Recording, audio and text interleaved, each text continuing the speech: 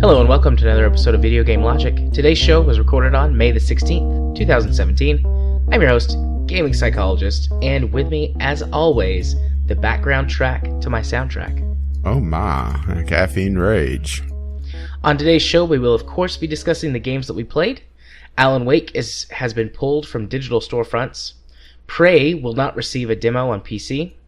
Valve makes some changes to trading cards. We'll have our weekly community core, which has a Fonzie. Hey! From someone that I know in real life. And we also will have our weekly Discovery poor person. Timestamps will be in the show notes following their respective topics. How are you today, Rach?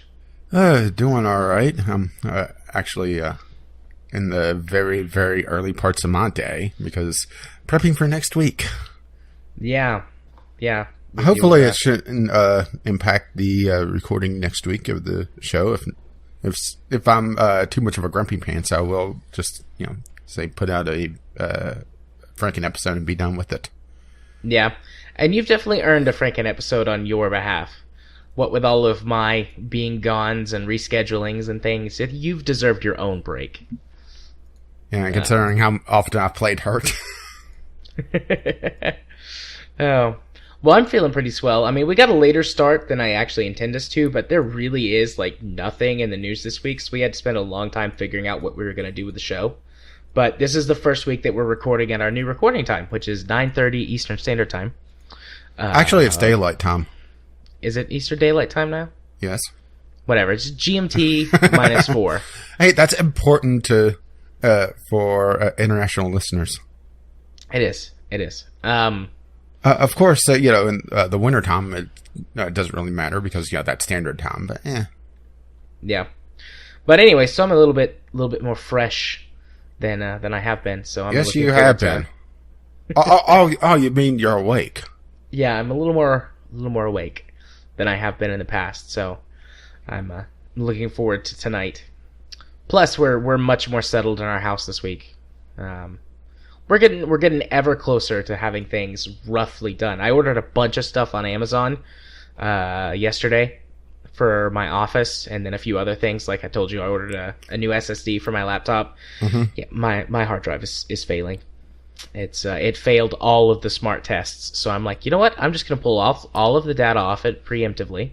In other words, it's the perfect voter. Oh, you. What can I say? I had one of those moments where I got just enraged yesterday reading the news. Yeah, I felt that way the last few days. But anyways, so I ordered a bunch of new stuff for the office. I'm going to have 3 PCs set up in here. I've already got 2 set up. One's my main rig, and then I've got my render machine set up now on my desk instead of on a shelf. Okay, sorry. over there? Yeah. Don't die on me, buddy. But I've already got that's one of next them. week.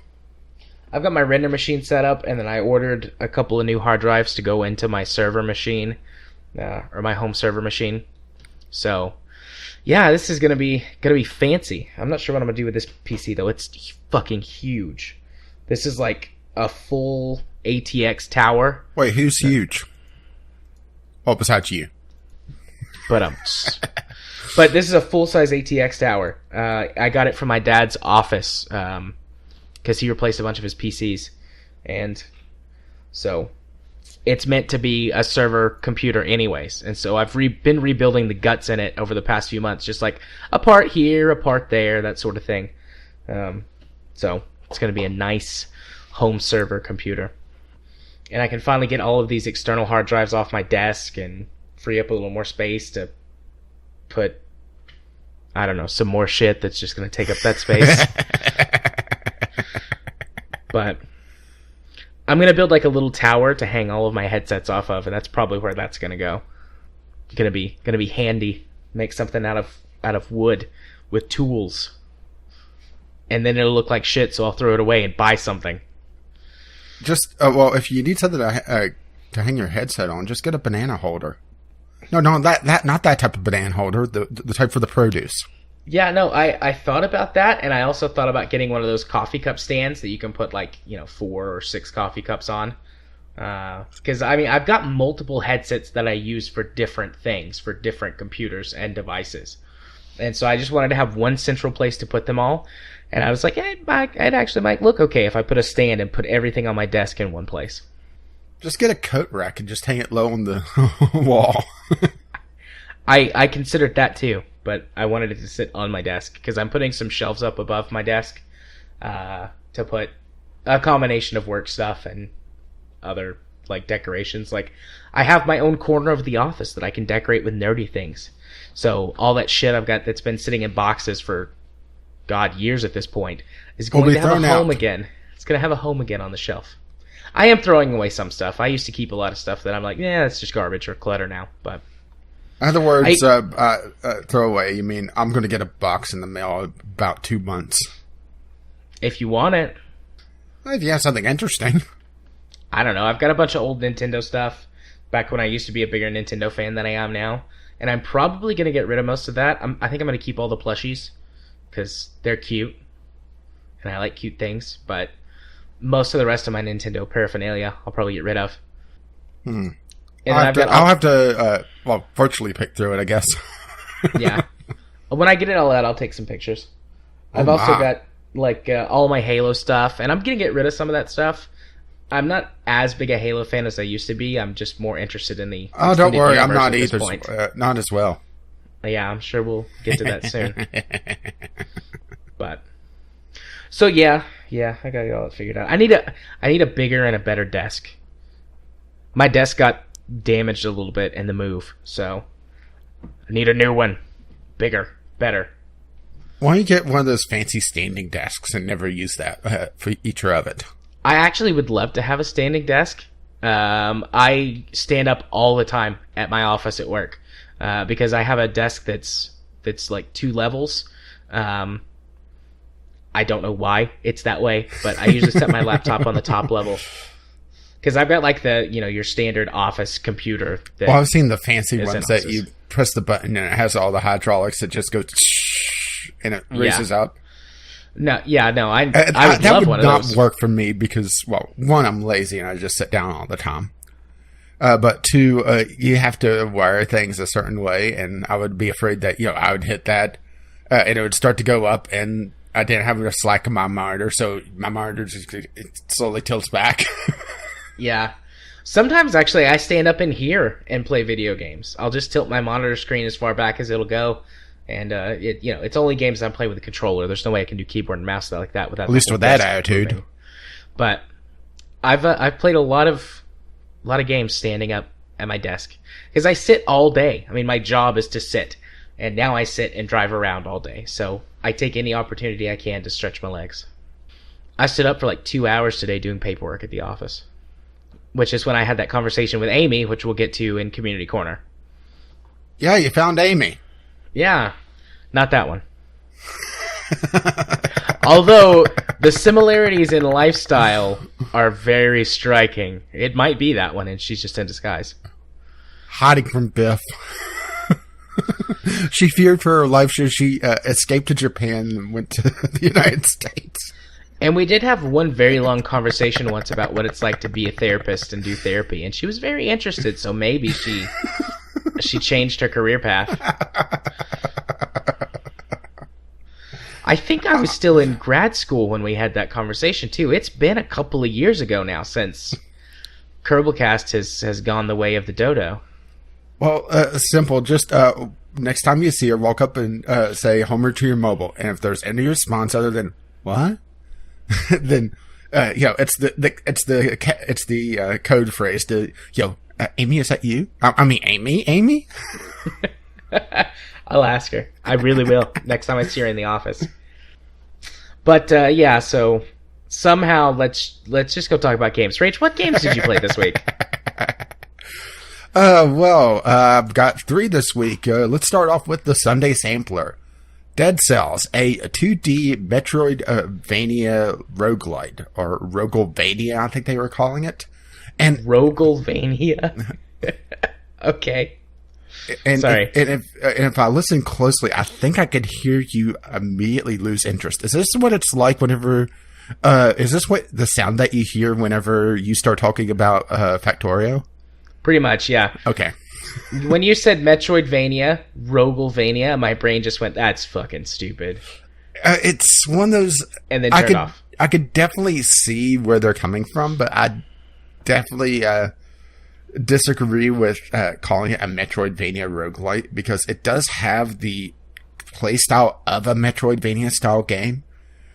But one of the key aspects of the Metroidvania genre was a huge sprawling map, and as you progress through it, you unlock various upgrades or various power-ups depending on the particular game that you're playing.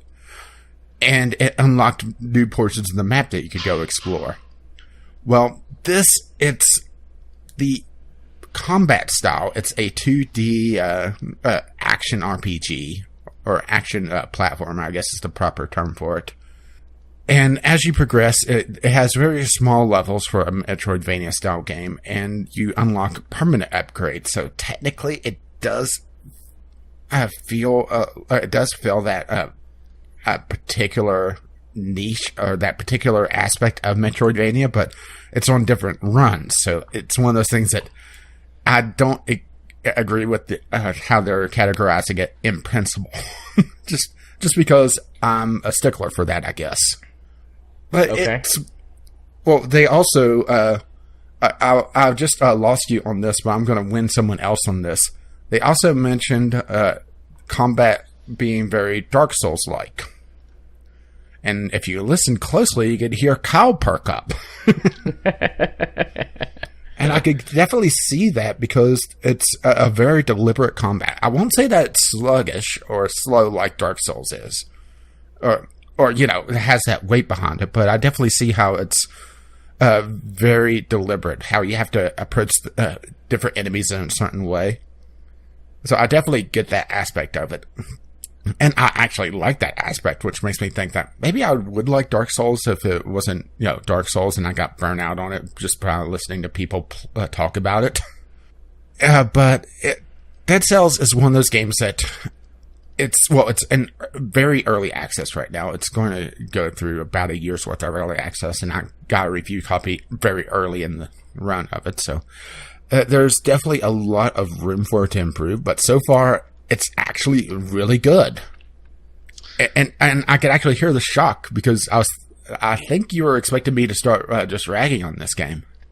Not really. I mean, I was expecting you to go, "It's really good," but I wasn't hearing anything from you that was going to make you say, "And this game is a huge steaming pile of turds." No, that's the next one on my list. Okay.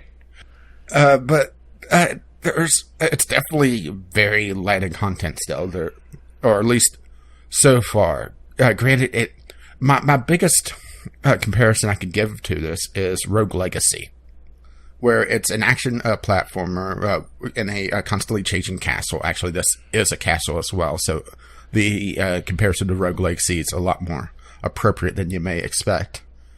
But the difference between this and Rogue Legacy is that you could grind out the upgrades a lot easier, because in Rogue Legacy, you have essentially the starting village, and when you go in, you have to either use all your gold or you lose it. That's it. In this, you get through the first level, which is actually fairly simple after a couple of runs, just to get a feel for it, and also getting through it the first time, you pretty much immediately unlock a health file that allows you to heal once per level. And there's also various little things which help you with health, which I'll get to in just a moment. And as you're killing enemies, you collect dead cells, hence the name, I guess. And you spend those on the upgrades. And the upgrades are a bit more grinding than what Rogue Legacy is, just because, it's the different way that they're handling it. But it also makes it so that, okay, I had a bad run. I lose all my progress because I didn't get enough gold. Instead, I didn't have a great run. I only killed a few enemies, but I could still put a little bit forward. So it feels a lot more satisfying to me. Okay. Okay, and the health system is also interesting. This is very Dark Souls-like, where only a few hits will kill you. A matter of fact, on my video I did of this, I got pinned against the wall by a shield guy, and he killed me in like 3 or 4 hits. But it's also, everything telegraphs their moves. And it doesn't feel like there's any dick moves, really. I should say unfair moves. Yes, there are dick moves in the game, but it's one of those things that if you know how to counter them or know what the enemy does, then it's not really a dick move. It's just, that Dark Souls aspect of knowing your enemy. So, how the health works is that, okay, you get hit and you lose a quarter of your health. Well, you don't immediately lose that. Well, you do immediately lose that, but you also start to slowly lose your potential health that you could have. And as you hit enemies, your current health refills back to that potential. So let's say I get hit by an enemy, I lose a quarter of my health. I go from full to 75%. Well, my potential health showing on the orange bar, I'm not sure what they actually call it because it's still in very early access, so it has no tutorial. It has very basic stuff in it still. So, but it starts slowly going down from 100% to 75. But as I hit enemies, my current health refills back up to that potential. So if I'm quick and I have a weapon that does a lot of damage very quickly, I could go, instead of losing down to 75%, up to, let's say, 85%. So it does reward you for doing a lot of damage, but occasionally getting hit, playing a little bit more risky than what a Dark Souls game would otherwise allow you to do so. And there's also little things. It's a roguelike game, so there's hidden things that you could get. There's runes in the walls that if you hit them, you'll maybe get some extra gold, which actually the shops are very infrequent in this game, which is a little strange for a roguelike game. And also, you typically want to hold on to a particular weapon, particularly if you've upgraded a lot, because that's just how the game goes. And all the weapons have various modifiers on them as well. So I could get a blood sword that deals twice as much damage, but also take twice as much damage. So if I see that, well, the blood sword may be upgraded quite a bit, but I may not want to take that because it's going from 4 or 5 hits down to 2 or 3 that I could take before dying. That double-edged sword, essentially, if you pardon the turn of phrase. Right.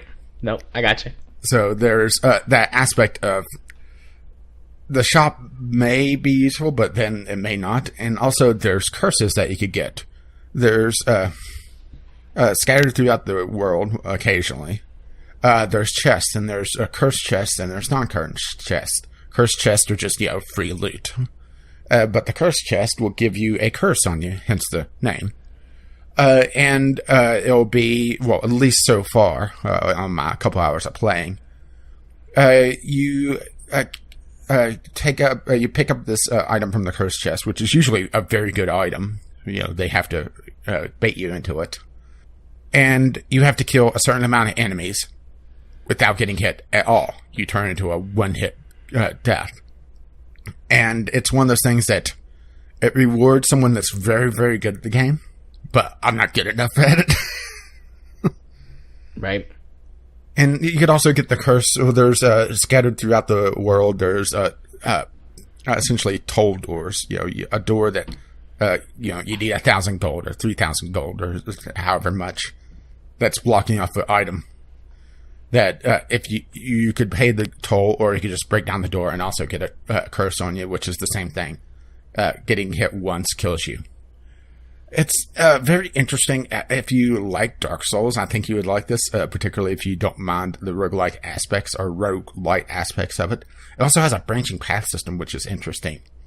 As you work through the game, and particularly after you get a couple of power-ups, these runes that are the permanent upgrades that I was talking about, I've only gotten one out of...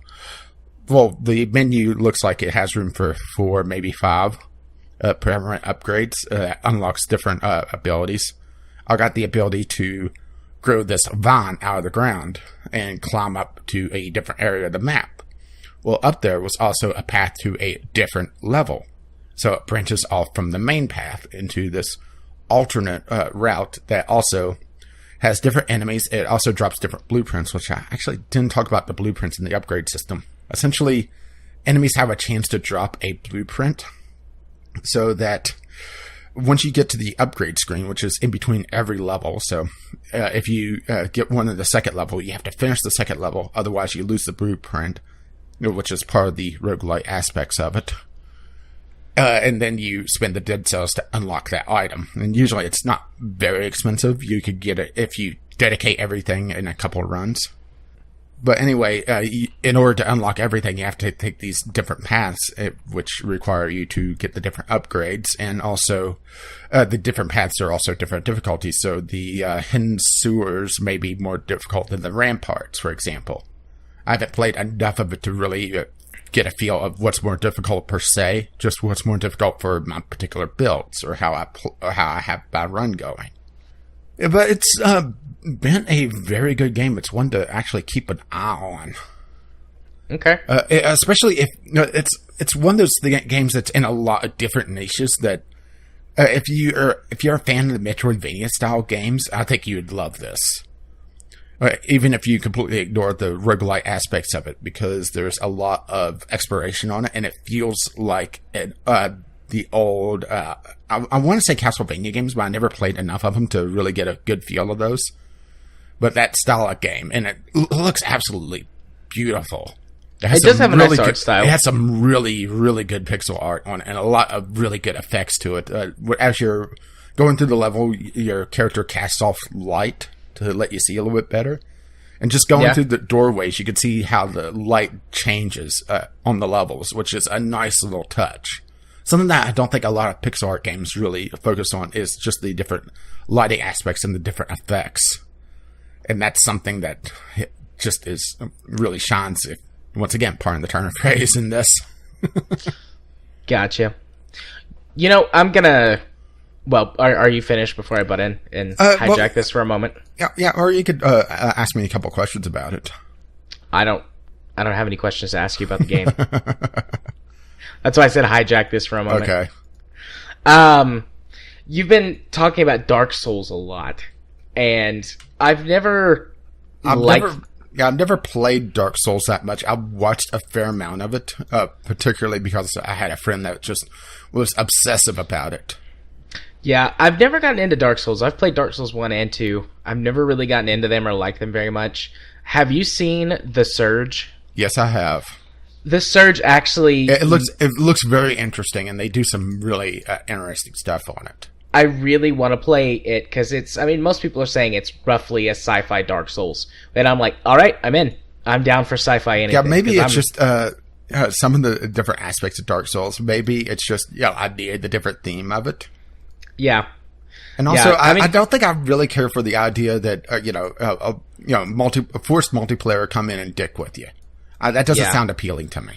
Well, the sort of Dark Souls, like, really hard but fair games are sort of becoming a genre on their own. Yeah. And so I'm really happy to see some things that might be appealing to me in that genre. And I want to give Kyle some homework, and anyone else who listens that's a big fan of Dark Souls. Take a look at this game, because I trust your opinions more than I trust some random person on the internet. Well, Total Biscuit had a very, very long video on the Surge pretty recently. Okay, I didn't see that, but I've been way behind on my YouTube stuff, so that's probably why. But still, I'd love to hear from Kyle or anyone else in our audience who's a big Dark Souls fan. Just take a look at this game for me and tell me, like, is this a sci-fi Dark Souls, or is there more to it? And obviously, I don't expect you to buy it, but, watch some footage or something and give me a few minutes worth of your opinion. Because I'm seriously interested in buying this game, but I don't want to, like, step into it without knowing what it is. Well, I don't want to I'm far buy too it. cheap to buy it for $50. I'm just going to wait for it to go on sale. Yeah. I'll probably wait for it to go on sale regardless, but if this is what I think it is, I'd pay $20 or $30 for it, no problem. So, alright, I'm done hijacking. I just, like, Dark Souls kept coming up, and I was like, well, there's this game I want to mention.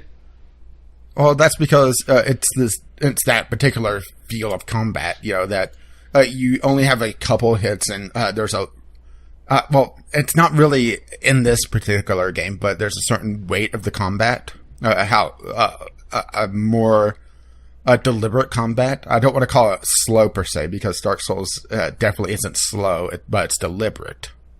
Right. Which are two very different things.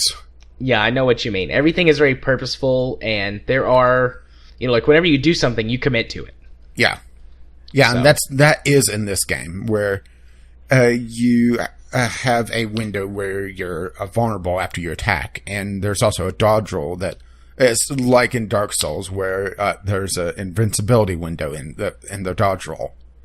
Granted, I'm not sure if that's like that in Dark Souls. I do know that rolling is very important in Dark Souls, though, assuming that you have a character built for it, because I know blocking is also very important, as it is in this game, if you're built for it.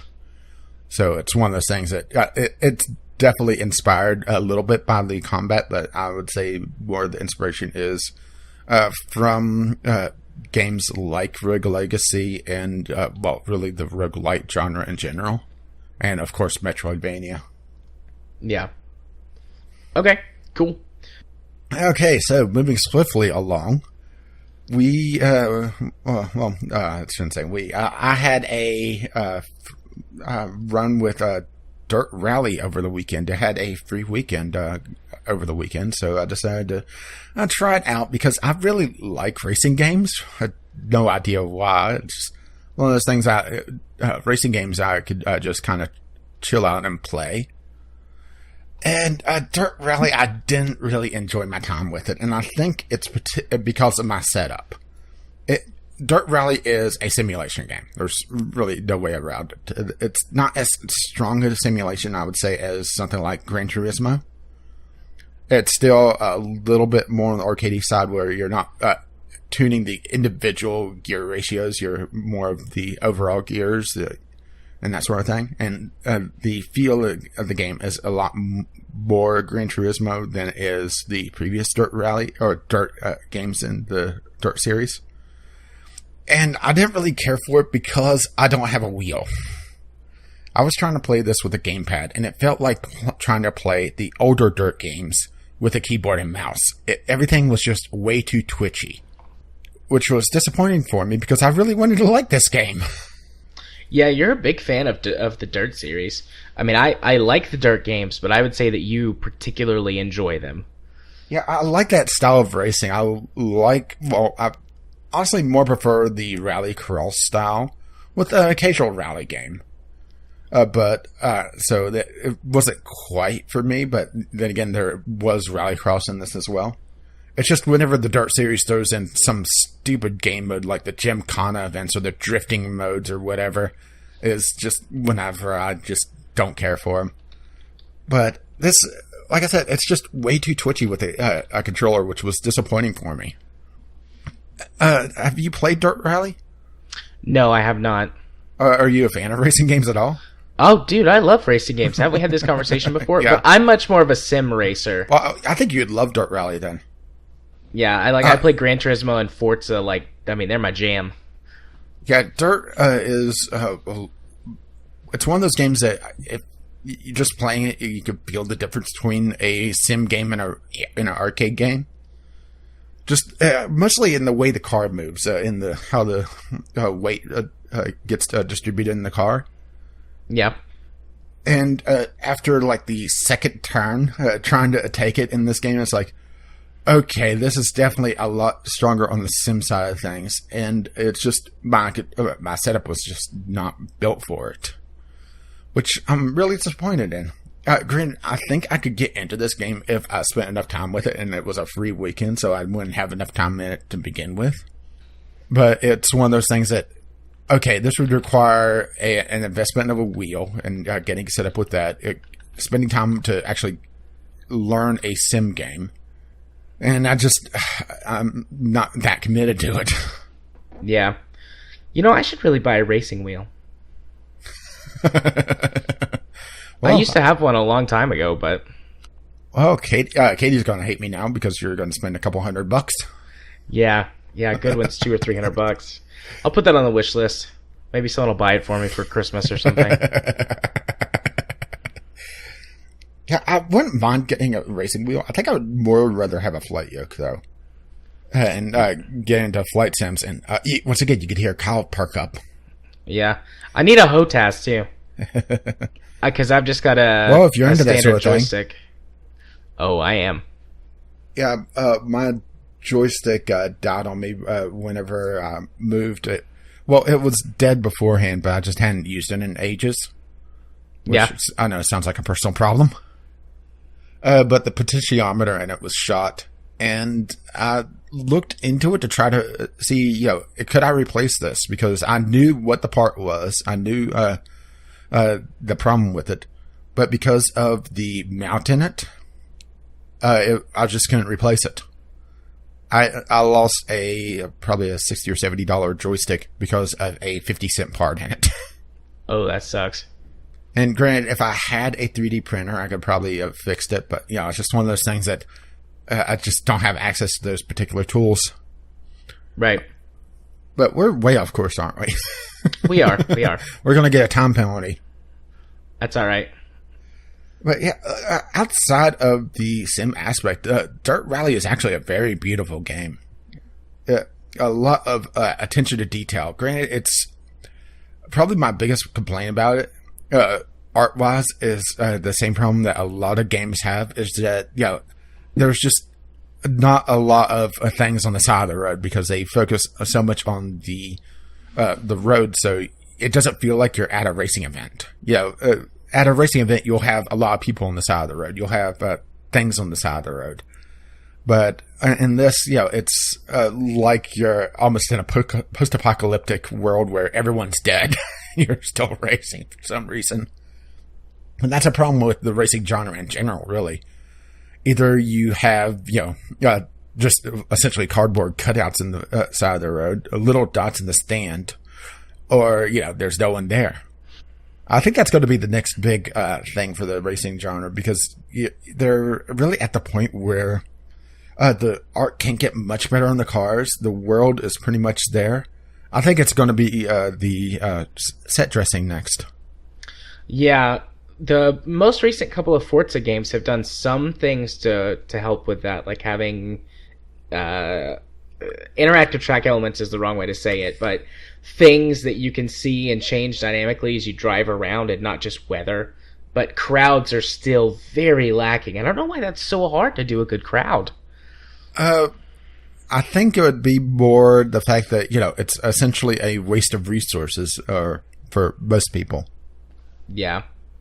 Particularly on consoles, because most of my racing experience is from playing on consoles, so that could be one of the big problems. Yeah, and that you don't have a lot of horsepower to spare. And whenever they do have the spare power, they'll use it to add another lighting effect, or add a little bit more smoke on the track, or a little bit more dirt on the track. Yeah, cars have been beautiful for a long time in games. I mean, cars have been passable for a long time in games. Cars are really easy to do, though. Yeah, cars are a very basic model. You don't need a lot of polygons on them. And then it really comes down to the damage modeling than anything else. Yeah. That's where a lot of the art goes into a car. Yep. Because think about it. A car is usually, either one color or just a set Liberty. And it's just... that's it. You don't really have to worry about much else. The lighting effects on, that's pretty much you're done. Yeah. So, by the way, I just added a $350 racing wheel to my Amazon wish list. I'm not getting that for you. With a clutch pedal and a gear shifter. Oh my. Yep. Are you going to get the racing chair as well? Maybe next time. I'm trying to think of anything else that really stands out in Dirt Rally. There's a lot of team management that I wish were in the previous games. As you race, your team levels up and gets a little bit better, and I think that would also improve your car in the long run. Oh, one thing that was interesting was the repair system in the game. As you race, you naturally have wear and tear, particularly if you run into a barrier at 120 miles an hour. And in between races and in between heats, or at least the rallycross, in between stages for the rally section where it's, you racing against the clock, barreling down a dirt road at 70 miles an hour. Well, you have an hour worth of time. And you can set the game to, okay, well, focus on, getting the engine out of the driver's compartment. And anything that you don't have time for, builds up that damage. So it's one of those things that it's a very simulation-based repair system where, okay, well, you may not have time to repair all the lights on your car, so, you may go into a night track with only a few lights. Or, it's a night track, so you need to work on getting the bodywork fixed and getting the lights repaired, and your brakes may be a little bit more wear and tear. That's nice. I really like that idea. Yeah, I like that idea, and also the team management in general, where you could hire different crew chiefs and different engineers and mechanics to improve different aspects of the car, and also as they level up, those stats also improve, but it allows you to really focus. So, okay, let's say I wanted to focus more on rallycross than rally, which would be stupid in this game because it seems like rallycross is kind of the secondary thing, but yeah. You could build out a team that has a lot more experience with rallycross and a lot more experience with shorter tracks, so your repairs are a lot better because you're going to take a lot more damage because, you're doing a pit maneuver and someone doing 50 miles an hour. Hey, Rubbin's racing, right? Absolutely. But that different aspect of the game, I really like the management style of it, where you could fine-tune your team. And that's something that the Dirt series, at least what I've played of it, hasn't really been there.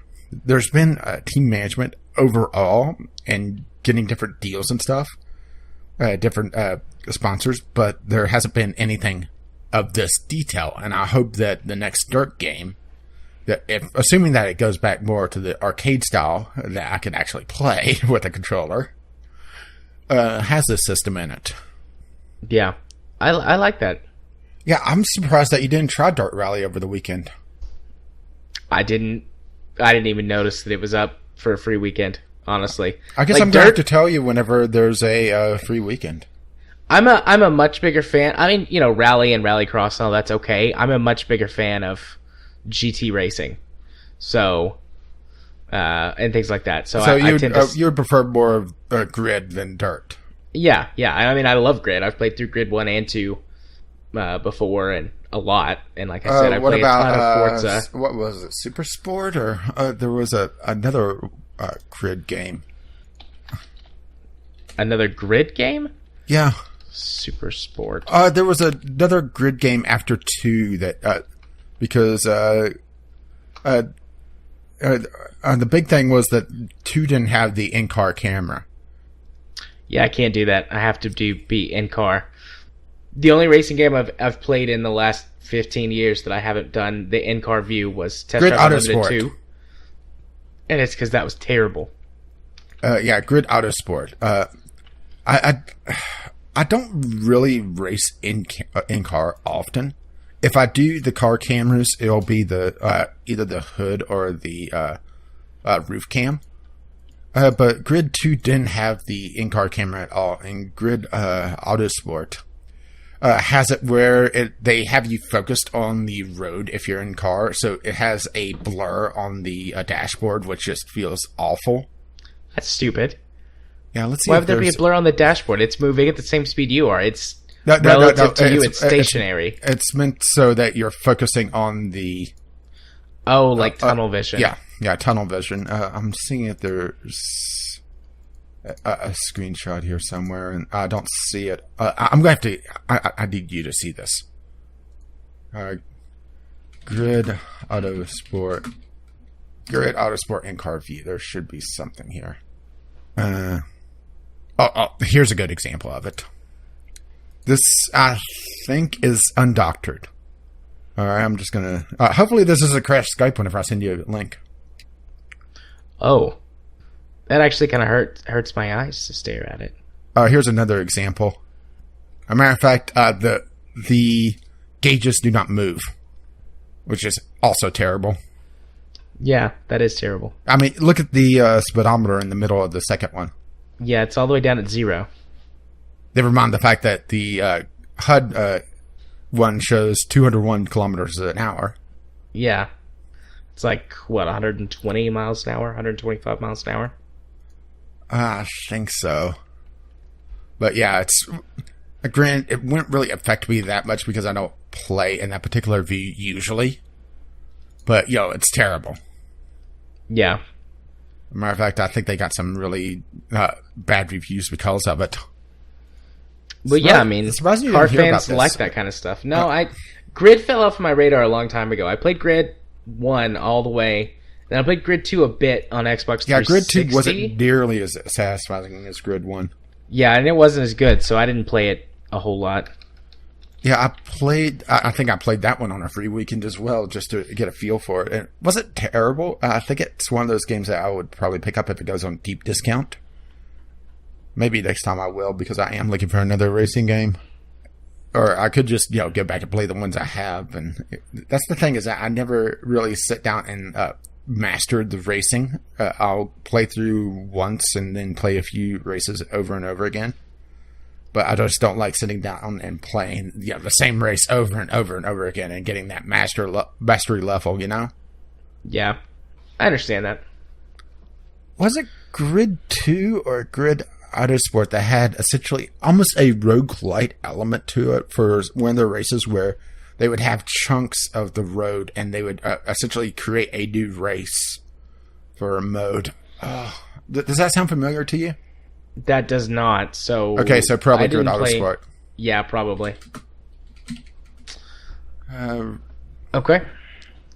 Well, are you ready to move on to your last game? Or? I think so.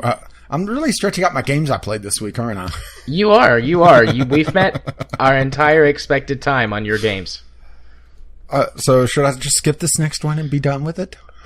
I mean, if you really want to skip it, you can, but... No, that's teasing you. Okay. Okay, I think I'm dropping this game from my channel, so it's time to start talking about Halo Combat Evolved again. Okay. This is one of those games. Maybe this is an example of you can't go back. Because there's a lot of just little design decisions that I absolutely hated on this game. Particularly, some of the almost feels like random deaths that I've had. Okay. Well, let's put it this way. On the, I want to say the second or third episode, I think it kind of set the theme of it, where I died because one of the Marines behind me got shot as he was throwing a grenade and blew me up. That sucks. The last episode I did, I died because I was trying to get out of a Banshee and I was just skimming the ground about 5 feet in the air. And I guess I had too much horizontal velocity. So when I got out of it, it said that I fell to my death. Or I came around a corner and there's a flood there with a fucking rocket launcher and he blew me up. Yep, that does happen. I mean, if I wanted to have random deaths like this, I'd be playing I Want to Be the Guy. Pulling up your most recent video to see where you are. I'm in the, I want to say the 8th or 9th chapter. I just had the big reveal, which was spoiled for me because it's a decade and a half old game. Yeah. And I'm going through and I'm hitting the charge things in the canyons. Yep. After essentially picking up Cortana again, which it doesn't make a lot of sense to me. Okay, I'm supposed to get Cortana off the ship, so I'm just going to leave her in some random computer somewhere for a few days, apparently. Yeah, quite a bit of time passes in the story. The game doesn't. Which doesn't feel like it. I mean, okay, you just said that I was gone for days. How? Yeah, the game does not explain that very well. In the book, the game doesn't explain anything very well. I mean, it's constantly throwing me terms Well, this is a Forerunner installation. Who the fuck are the Forerunners?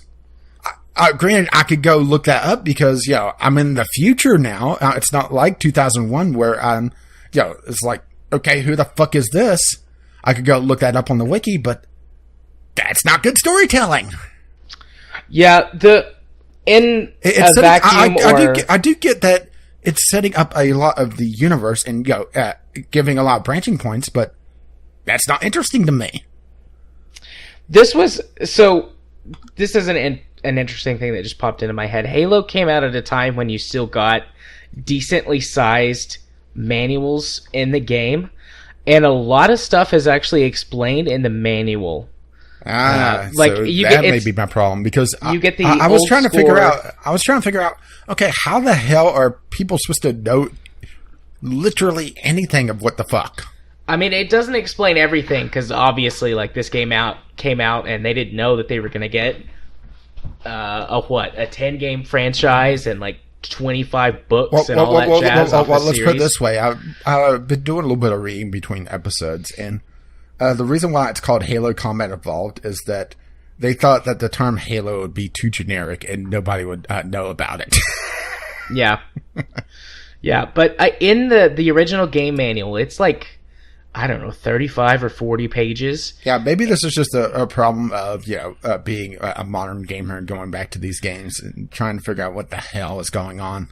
Yeah, and it's so hard to, like, I told you, because we briefly talked about this before we started, and I told you, like, I wasn't going to give you any shit for not liking it. Like, you're allowed to like and dislike whatever you want, and a lot of my answers and responses to the things that you're saying, like, I'm going, well, in the book or in the next game or in the remaster that they did, they fixed a lot of these problems and added explanations to the game. Like in the remastered version of Halo Combat Evolved, the anniversary edition. Yeah, the anniversary edition. Which I'm not playing because this was the edition that was able to get it a little bit easier because you can't get the Halo PC version anywhere. Yeah, but there's these little terminals that you can now access that just have information, lore and answers to questions and things like that you can just grab right there on your way through. So, but, that's not in the original edition. So, yeah, which also those terminals, are kind of are very gamey. It's like, okay, so why is this here? Yeah. I'm not sure why they didn't do something like that originally, though, because Marathon had some of that stuff, in-game explanations that you could find if you wanted to. Hell if I know. And also, it feels like the combat is... it feels like I would have be doing more damage to most of the enemies. Well, if I'm not using the shotgun or the pistol, those are the two caveats. If I take off my helmet and spit at them, because at least that would be a biological fucking weapon, and that worked in War of the Worlds. My assault rifle has a 60-round clip of some fairly hefty caliber ammunition, which, granted, how the hell are they fitting that ammunition in that little clip? Hell if I know. Because, a 60-round clip should have been a lot bigger. But it takes a good quarter of the clip to drop even the tiniest of enemies. I mean, that's not exactly a high caliber weapon then, is it? Yeah, what is this? So, you said the assault rifle's got a pretty hefty caliber weapon. I'm like, oh, let me just go Google this. And I typed in MA5B assault rifle, and I'm like, I know what the rifle is called specifically. 62 by 51 millimeter full metal jacket armor piercing rounds. That's not the ammo that I was expecting it to use. I was expecting it to use, little tiny rounds, but not those. Just based on the damage it does. Let's put it this way.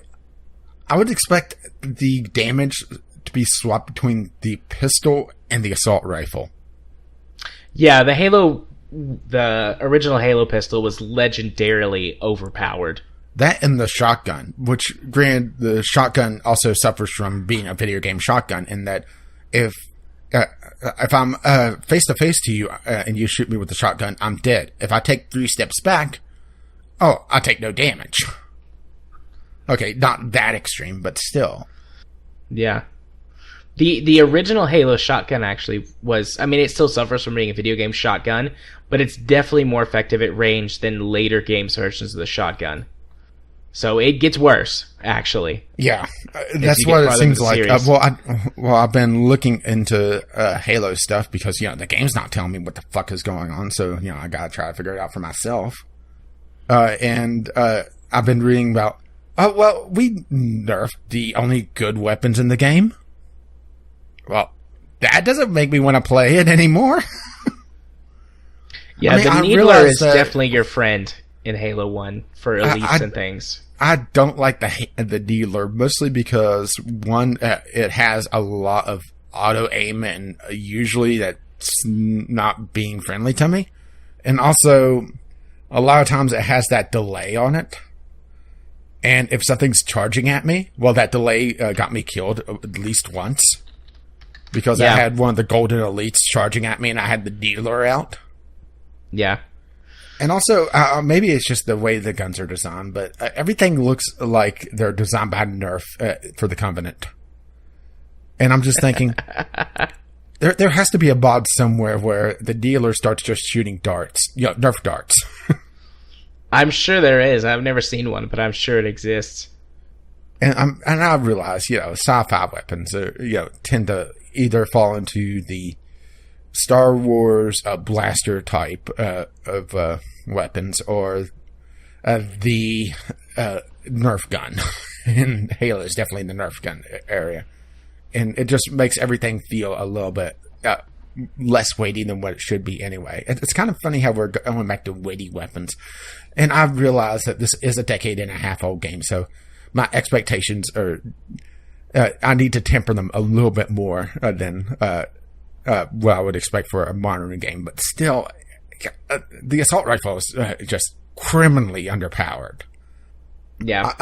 Maybe there's an in-universe reason for it. Maybe the Earth, military, the UNSC, United Nations Space Command. Whatever. They had this inside deal, and whoever provided the weapon. I'm pausing so you could fill that in. Actually, it's never mentioned who actually builds the guns. They're just manufactured by the UNSC or provided to them. I can tell you the in-universe reason why it's terrible, though. The lowest bidder. No, it's because aliens. Like, that's literally like, yes, this assault rifle is great against human body armor. Oh no, aliens. And then they kind of retcon it and take it away in later games and replace it with better guns. And then when it comes back in Halo's 3 on, it's a lot more powerful. No, sorry, not Halo 3, Halo 4 on. Well, let's just put it this way. It doesn't matter because I can't play that on PC anyway. That is true. That is true. But yeah, it's just a bad gun. It's alright for grunts and jackals and blue elites, but actually it's pretty decent against the Flood. They're weak against bullets, but... Yeah, which honestly, though, usually whenever I run into the Flood, which the Flood are usually more of an annoyance than anything else until, one hits me with a shotgun blast at point-blank range because he came around the corner and, I didn't know that Flood was going to be there, so guess I'm reloading. Yeah. Which is incredibly frustrating. I realize it's old design, but that doesn't make it any better. How did the scene when the Flood first arrived? Because I'm behind on your video, so I haven't seen your reaction or response to the when they first arrived, when it was just the little, let's just call them what they are, head crabs. Yeah, they're pretty much head crabs. When the head crabs showed up, they weren't bad. They kill a couple and the rest just pop because they have a little bit of an AoE effect to them. Yeah. Then I got to the library and they started to really get annoying because they had the Marines with the shotguns that had been turned. They had all the blasters and also the let's just call them what they are, boomers that come up to you and explode. Yeah, but didn't they predate boomers? I think so. I'm pretty sure they did. I'm not sure what the... I mean, it doesn't really. Well, yeah. Well, I'm using terms that I know. Yeah, that's I'm fair. not saying that they ripped off boomers. I am saying that they ripped off head crabs, though. Oh, they totally ripped off head crabs. No argument for me on that one. But yeah, I'm just using the terms I know. But I've had the boomers blow me up a few times. The big ones were just getting hit by enemies that had high-powered weapons that I had no way of knowing that they were there, or just getting blindsided because they threw a grenade that I didn't see, or because I didn't know they had grenades. And since it's a flood, they don't give that warning of incoming. Yeah, and there's no grenade icon either. This is before grenade icons were a thing. Yeah, and so you had to pay attention. Yeah, and the thing is, if it's a frag grenade, there's no glowy splatter on the screen either. Nope. And just all the random deaths really soured me on the game. That, and also the only vehicle section I really liked was the tank, and that seems to be the one everyone hated. I like the tank section. I like pretty much the Warthog. I love the Warthog. The Warthog feels like I'm driving a Rover on Minmus. Before the traction control update for KSP. Yeah, I loved that. I loved how slidey it was. It's less that way in future games, because that was a huge complaint from a lot of people. But I always loved the original slidiness of the Warthog. The fact that I parked the Warthog and I watched it just slowly slide down the hill, no. Yeah. I mean, I realize that the Halo, I assume it's low gravity. Either that or Master Chief is really good at his hang time, and he is aping the Matrix. Probably the second one. Master Chief is legit. But no, the main reason I asked about the flood is just to see what your reaction was, because when I played this when I was a kid. I think I was I found the flood to be more of an annoyance than anything else. I think I was 10 or 11 when I played this, so not only was I a kid, but it was the first time that I'd ever seen anything done this way before. And so, the flood, scared the shit out of me when I was a kid. Because they really do what I think is a pretty good job of setting up the tension and that whole scene before. The first-person recording. Yeah. And I mean, if, in a vacuum, if you didn't know anything about the game, it's can you explain what's going on? Can you explain to me one thing? Yeah. Okay, that's a digital recording, right? Well, why is there the VHS lines? Whenever he's fast-forwarding. I've never thought about that. Probably just one of those things to connect it in people's minds a little bit more that this is a recording. Because this game came out in, 2001?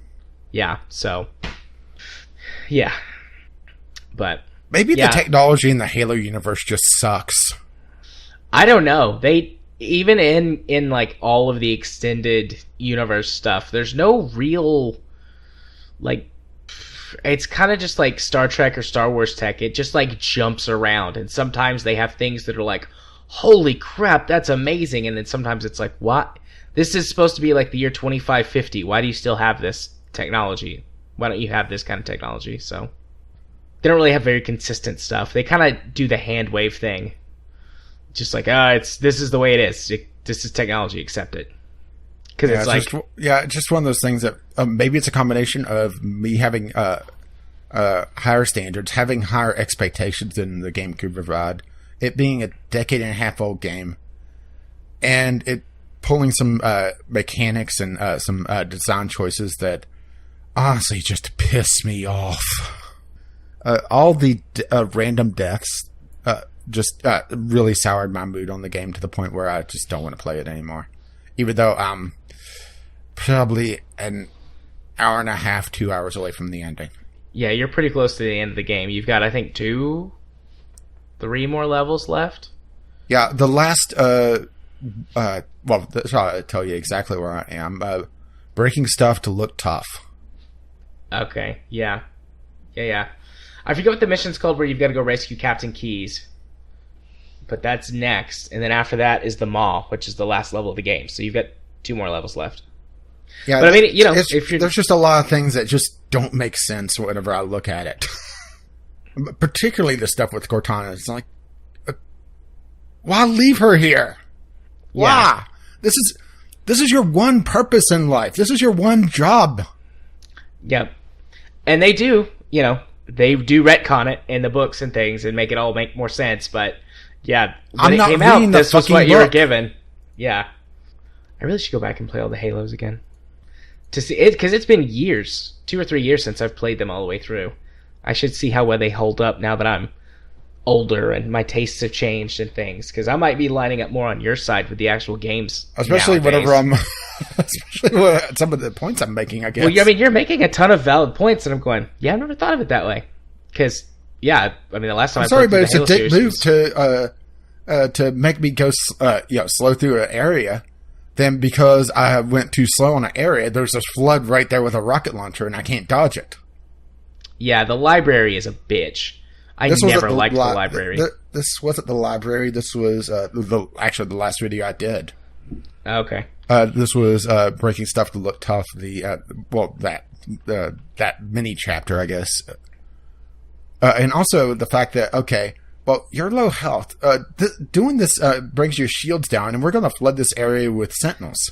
Yep, every time right after. Yeah, I mean, dick move, particularly because I was low ammo as well. I don't know if was my ammo changed in between loading and saving, but the fact that that's something else that pissed me off. Was that every single level, they completely changed your loadout.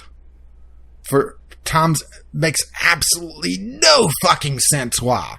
Okay, I got teleported. Where the hell did my shotgun go? Yeah. I mean, I understand sometimes why why my loadout would change. Okay, I'm on a transport and we're going to do a mission. It makes sense for me to have a sniper rifle.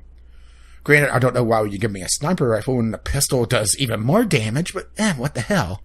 I guess the sniper rifle has night vision. Wait a minute. I have a fucking helmet on. Why doesn't that have night vision on it? Yeah. I just get this little pissy flashlight that can't shine 3 feet in front of me. As a matter of fact, modern flashlights have better luminosity than this thing. Yeah. Better lights. Better question. Why does the flashlight have a 1 minute battery life on it? Yep. Game design at the time. Because all of those things, most all of them go away in future versions of the game as game design develop or change. I mean, I realize some of these are just ancient game design. As a matter of fact, Half-Life 2 had it where the flashlight was limited. But that's also a secondary function of the hazmat suit that you're in. And the thing is that the hazmat suit isn't combat armor. That's also something very different when you compare Half-Life 2 and Halo Combat Evolved, is that there's a role of what you're wearing to begin with. Granted, it is supposedly modified in Half-Life 2, but it's still the basic, this is a hazmat suit that, is basically being used because you don't have combat armor. And this is 2550. You have I'm not sure if it's top of the line combat armor for that time of the universe. Paul, it is. Okay, thank you. Yeah. So I would expect it to be better. Yeah, the Master Chief has got literally the best armor in the game, or not in the game, in the books. Like, they make multiple references to, like, we could have built a fucking battleship for what it costs us to make this armor for you. Boy, their technology sucks. Oh. All right. But yeah, I think I'm going to be dropping this game. It's one of those things that I'm trying to play it, and all the little things it's the Skyrim syndrome where, yes, I understand that people love this game and it's supposedly timeless. Boy, this sucks. I'm not having fun with this. Can I play something else? Oh, wait a minute. I'm not playing this for Game Club. I can. Yes, you can. Yes, you can. So I'm likely dropping this, put maybe some random filler this week, and or maybe just leave the slot open and find something that's actually fun to play. Go for it. I believe in you. Have fun. I guess that means I won't be playing Halo. All right. Well, just wondering how much is your opinion of me dropped because I hated Halo so much. None. Like I said, you're your own person. You do you. You like what you like. I like what I like. And a lot of times we like the same. In the middle. Yeah. Occasionally we both like the same thing. But things that I liked. So I have one I liked and one I disliked. I finally got my account verified on Keymailer, so I've started getting review keys from them too. And I got 2 this week. Like I said, one of them I liked, one of them I didn't like.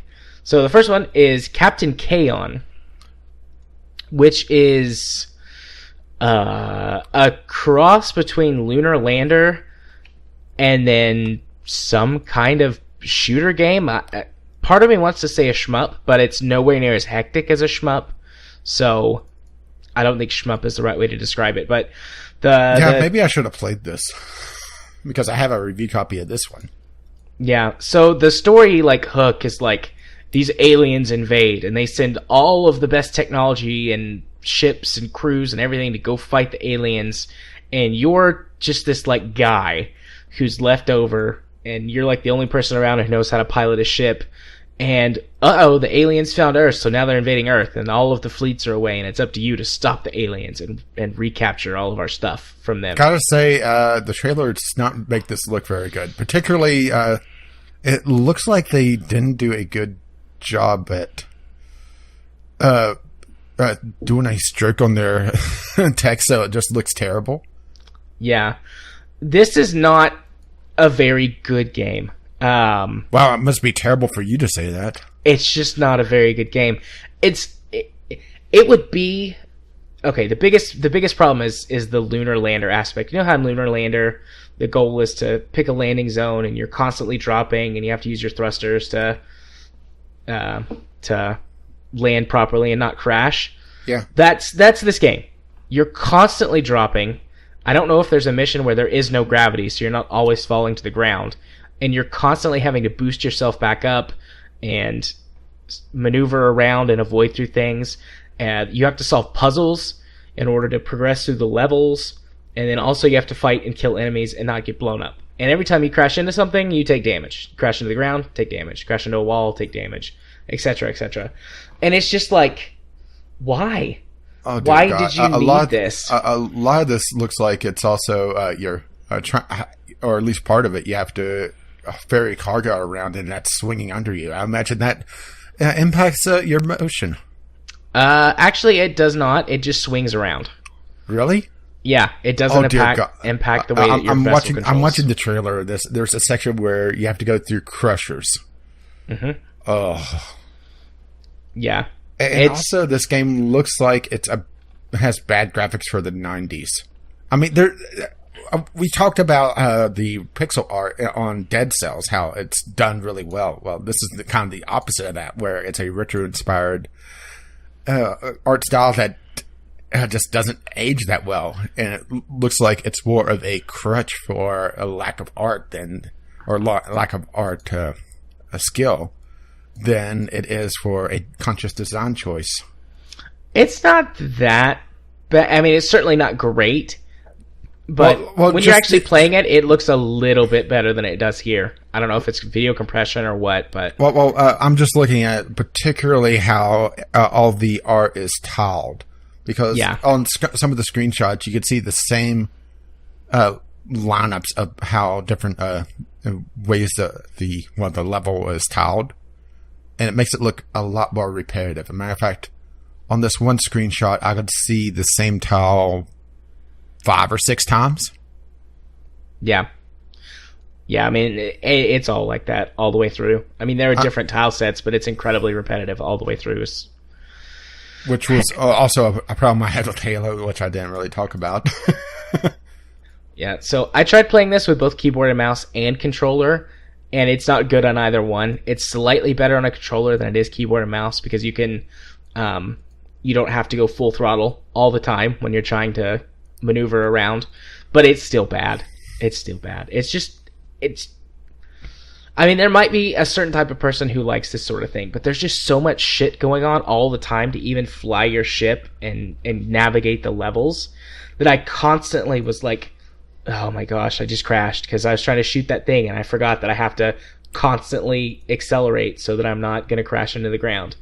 Though I got blown up because I forgot to dodge, because it does have a dodge. So I forgot to dodge because I was too busy trying to make sure to not crash into the ground and shoot the thing. And it does. Just wondering, how strong is the gravity? Are we talking, like it's lunar lander and you're constantly falling pretty quickly, or if you're not, or you have a pretty big acceleration if you're not actively trying to prevent that, or is it like kind of slowly drifting? It varies from level to level. So the training that would be annoying. The training level it's very, very gentle. You don't really have to worry about it too much. Just every once in a while, tap the throttle, like maybe once every 5 seconds. That'll keep you roughly in place. But it's a little more than that in the first set of levels, and then in the next set of levels, it gets a little bit stronger. And then I think it was the third set of levels, it goes back down again so that there's less gravity. So it's not a constant. It changes based on where the level is that you are. So you can't even really get used to it. You can hold yourself in place for a few seconds.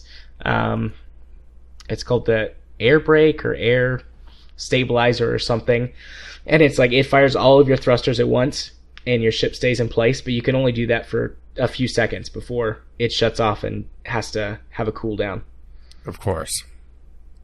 It's just not good. It's just, I think it would be an okay game with a kind of a fun little sci-fi theme, because there's some humor that it tries to throw in there, but it's not like cringy humor. They actually, it seems like had someone who knew how to write their jokes, but it's just, there's just too much going on with the controls. They threw too many aspects of it. There's just way too much. If they didn't have, I would say, just looking at this, granted, I haven't played it, even though I do have a review copy. If they had it where, if they didn't have the puzzle aspect, so, it was just moving around, or if they just had the puzzle aspect and you didn't have to worry about as many enemies, because there are a fair number. It's not bullet hell. Yeah. But it's definitely, it's definitely something that requires your constant attention. Yeah. Actually, I think this would be a great puzzle game. If you take out all the enemies entirely and just make it a puzzle game, I think those mechanics work really well for a puzzle game. But trying to do the puzzles and fighting at the same time and control your ship is just like, no. It's just too much for me. Makes this was an early access game, perhaps. I'm seeing some... Yeah, it looks like it was in early access for a long time, based on the number of reviews. Yeah. So, I was wanting to do videos on both of these games, but I just didn't like this one enough. I'm not going to waste my time, Oh, don't worry about that. Sometimes I just make a video on something I hate just to rip it apart. Fair enough. But so yeah, that's Captain Kaon. I don't really have much to say about it because it's just not good. Yeah, sorry. I keep hearing Kaon, and I'm thinking of the visual novel. Yeah, you said that to me earlier. That's why I was kind of thrown off by at first. Yeah.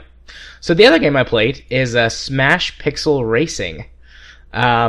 This is unfortunately a local multiplayer only. Hopefully they at some point add online play, because it's really fun. It's really simple. It's just a sort of side-scrolling game where you are in a spaceship and you have to maneuver around asteroids and laser turrets and debris and stuff inside this sort of lane. And there's different game modes, but they basically all amount to be the one farthest on the right of the screen. Because there's like a racing mode where the course is a set length, and either you have to be the last man standing or make it across the line first.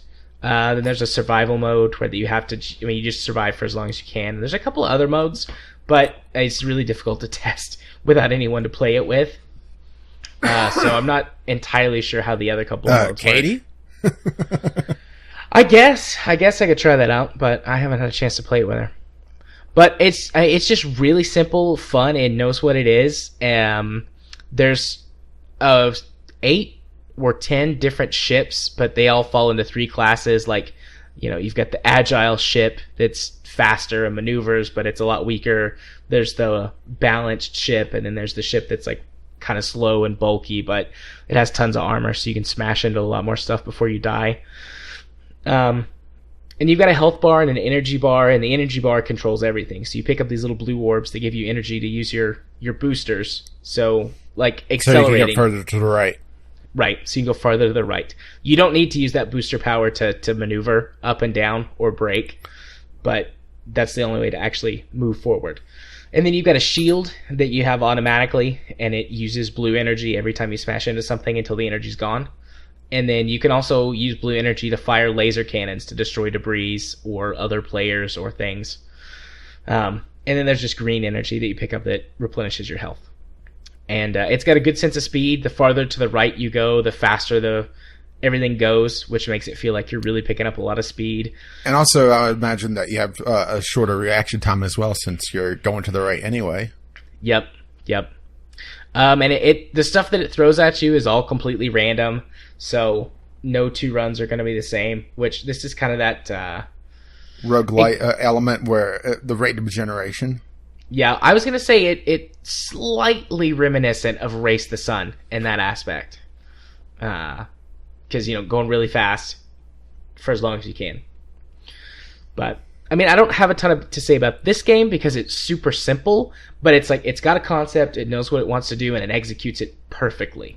This is something I've noticed, is that there's a lot of very simple local multiplayer-only games on Steam, and I think that there's definitely a market for it, but it also feels like they're missing the boat because, local multiplayer isn't something that's done on PC a lot. Granted, it is a nice bonus, and I love to see it whenever it's, especially when it's a feature on a console to PC port, to have it still there. But it feels like that this is a type of game that really would benefit a lot more being on a console, because that's typically the local multiplayer, couch co-op. Yeah, I mean, this would be a great little game to have on my Xbox or Wii U or something. It's like whenever a company comes over, like, hey, let's spend 20 minutes doing a few silly races.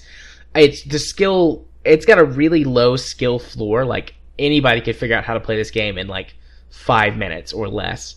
But the skill ceiling is really high because, there's so much stuff that, like different strategies. Like, do I push to the right or even in like survival modes, like, do I push to the right so that I'm moving quickly and progressing farther, sort of like down the line to get a higher score, but I run the risk of running into stuff or being surprised. Do I hang back so that I have more reaction time, but I might accidentally get trapped or something and I'm moving a lot slower, so I'm making less progress? It's good. It's super simple, but it's really tight. This is a really tight, mechanically focused game. And normally I don't go for that kind of stuff because I'm such a big story guy, but I mean, when it's done as well as this, I'm like, I'm in.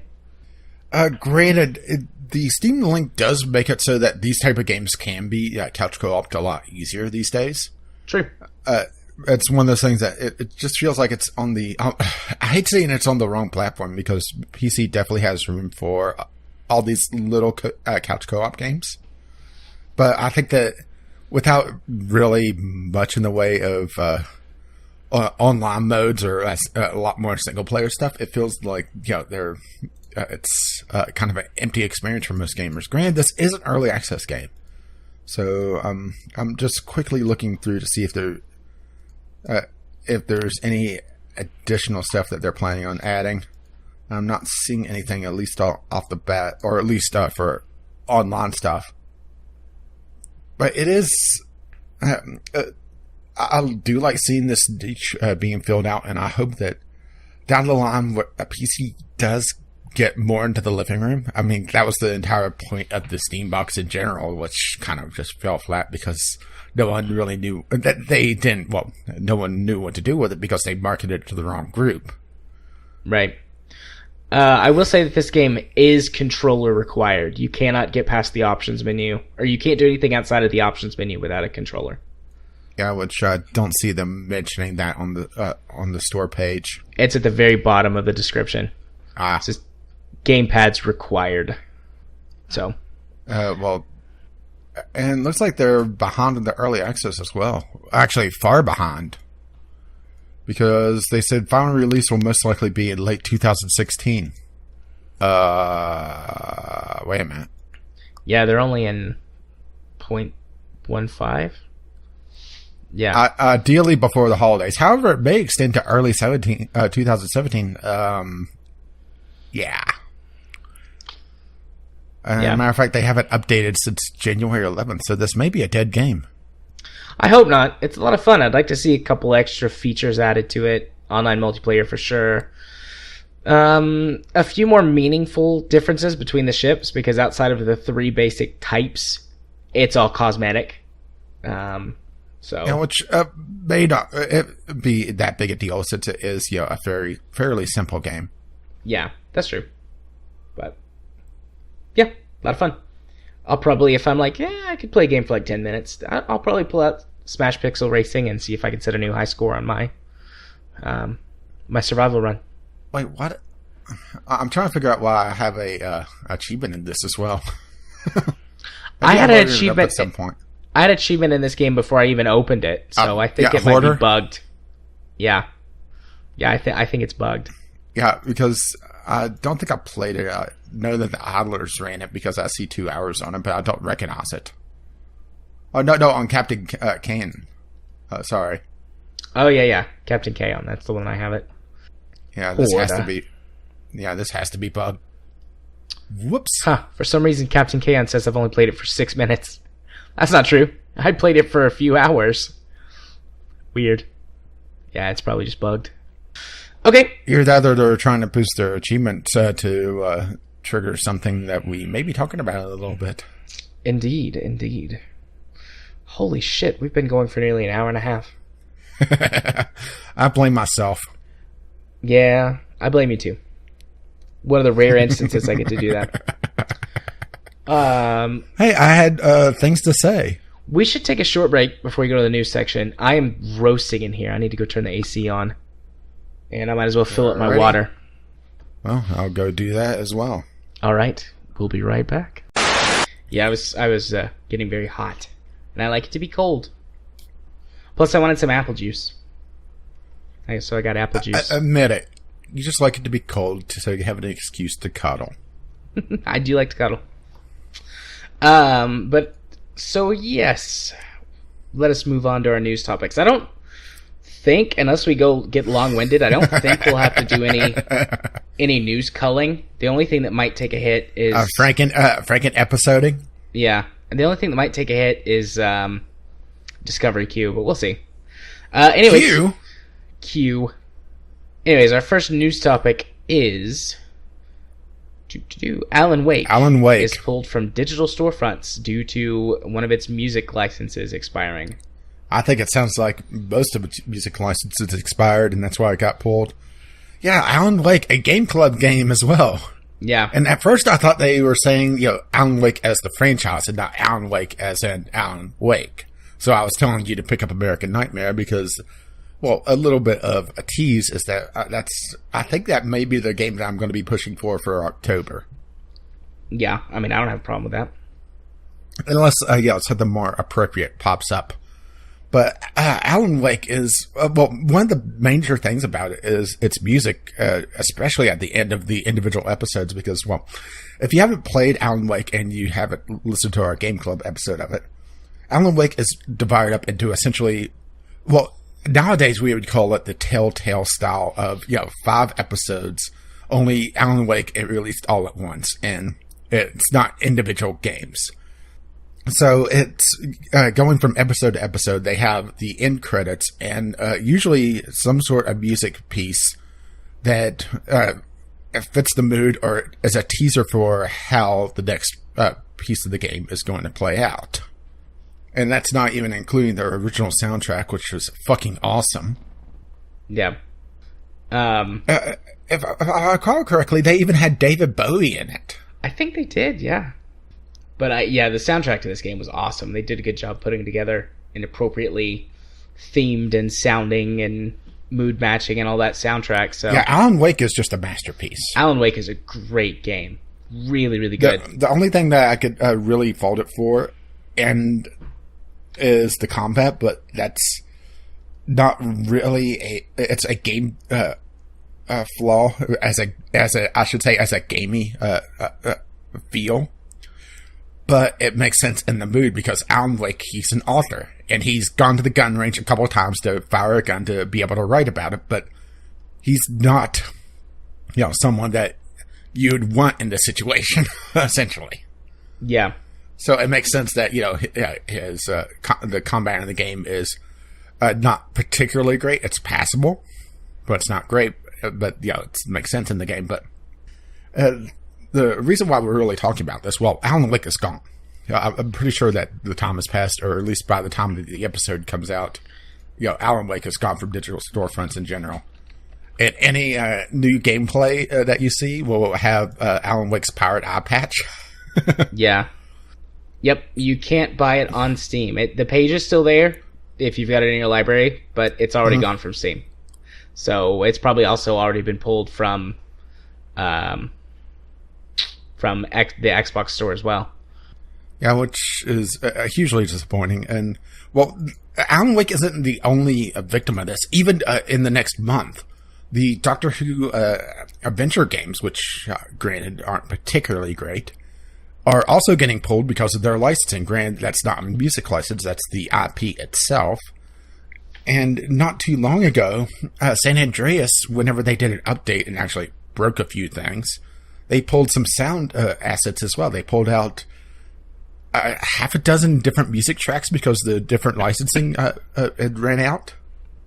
So this is not an isolated incident. And I think this is going to be a huge problem coming up, where we are going to either lose games or have games absolutely butchered because rights have gone away.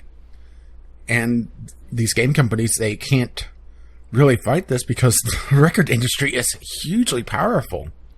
It's kind of ridiculous just how strong the record and the movie industries are. And, at least with American media.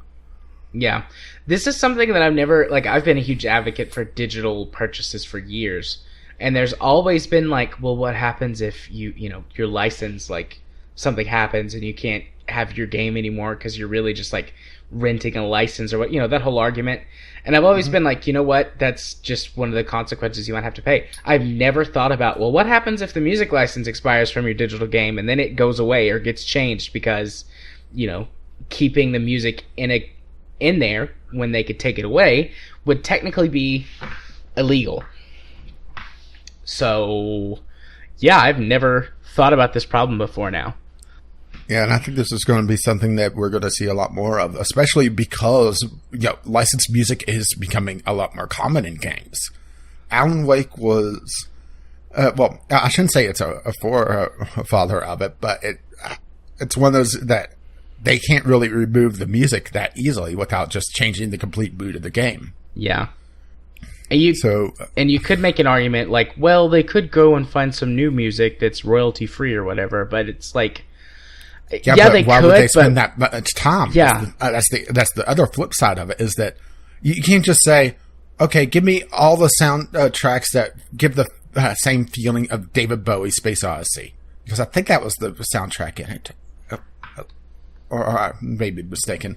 But it's the same idea of give me all of the music tracks that give this feeling. That doesn't exist. Yeah. Or if it does, it would take a long time to find it, and then you're spending money on this game that's 10 years old? Yeah. It's really difficult to justify. So, I don't expect companies to do that. And it's also not, you can't just listen to a couple of seconds of a song and say, oh, that works. Each time you check out something, it's a couple minutes. Yeah. And that doesn't sound like a lot, but, you're have an intern sit there and listen to, 10 soundtracks. Well, that's a good chunk of an hour. Yeah. So it's just one of those things that we're going to have an issue with this. And I'm not sure if there's a way around it. Other than, be careful in what you buy. Yeah, the one thing that I would say is if this is something that concerns you, you probably should keep buying physical at this point.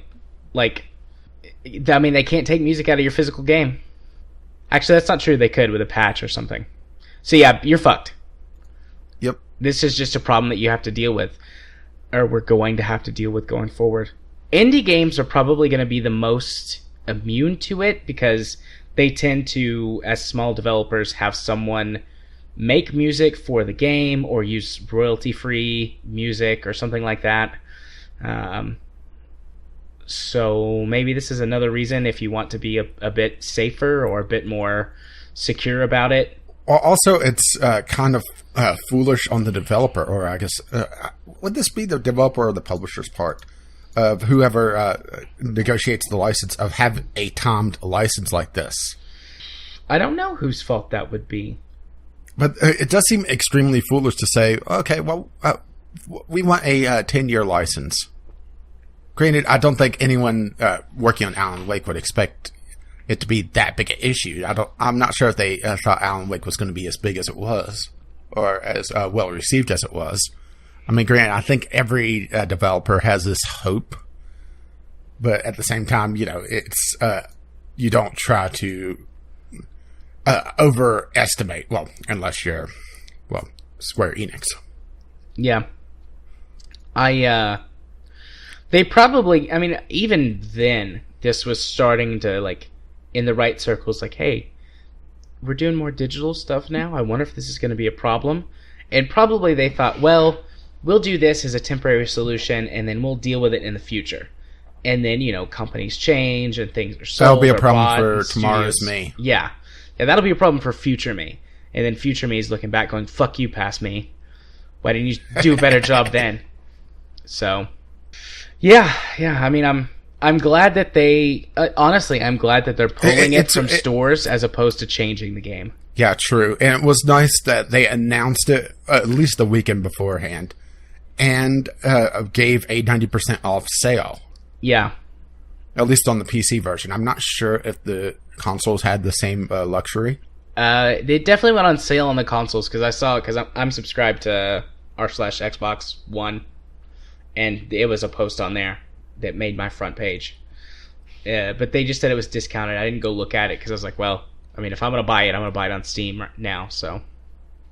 Yeah, especially since you got a good deal on American Nightmare as well. Yeah, I got both games for $4 with all the DLC and everything. Granted, American Nightmare wasn't going away yet, but it's this. It may have the same issue. Yeah, we don't know now, and it's that doubt in my mind. Yeah. Well, I'm not as worried because I own it now, so. Yeah, and hoping that they don't patch it because that's the flip side of things. But I really doubt we'll see Alan Wake on digital sale again, which is disappointing because it is a phenomenal game, and maybe if we see Alan Wake 2 or whatever they call the next Alan Wake game. Because there is a rumbling that Alan Wake's coming back. We'll see it then. So maybe that'll be a sign that the new Alan Wake is coming up. Yeah. But outside of that, I don't expect to see Alan Wake on sale again. Yeah, which is sad. I don't either, and I agree that is very sad. Actually, they might resell it. Well, no, because they'd have to go in and make the changes anyways if they're gonna. Because I was gonna say they might redo a physical copy of the game, but all of those licensing, they would still have to do the licensing. So, yeah, licensing is a fickle bitch, isn't she? Yeah, she is. Well, it's the same reason why the last Tony Hawk game absolutely sucked. Or do you know that story? No, I do not. Okay, the last Tony Hawk game was sold literally the last day that, now I'm blanking on who had the Tony Hawk license, but they had the license, and they put it on sale the very last day it was on sale. Oh, you know what? I do remember that. That's right. It was exceptionally rushed. Oh, and there was a 7 gig patch. You know what the patch was? Didn't it? The game. Yeah, I was going to say, wasn't it the game? Yeah, the disc itself, this was a console-only release, of course, because it's Tony Hawk, and the PC version, or the PC only got a few of the Tony Hawk games. They only got, the physical copy only has the tutorial on it. So, yeah, you have to have that patch. So if you're not online, you are absolutely screwed if you don't have that patch. Yeah. And, it's the same thing.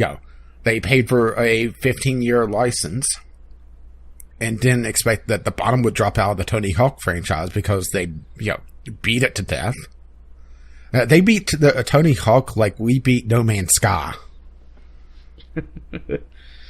Indeed. The only game franchise I could think of that got a worse beating was Rockstar, or not Rockstar, Rock Band.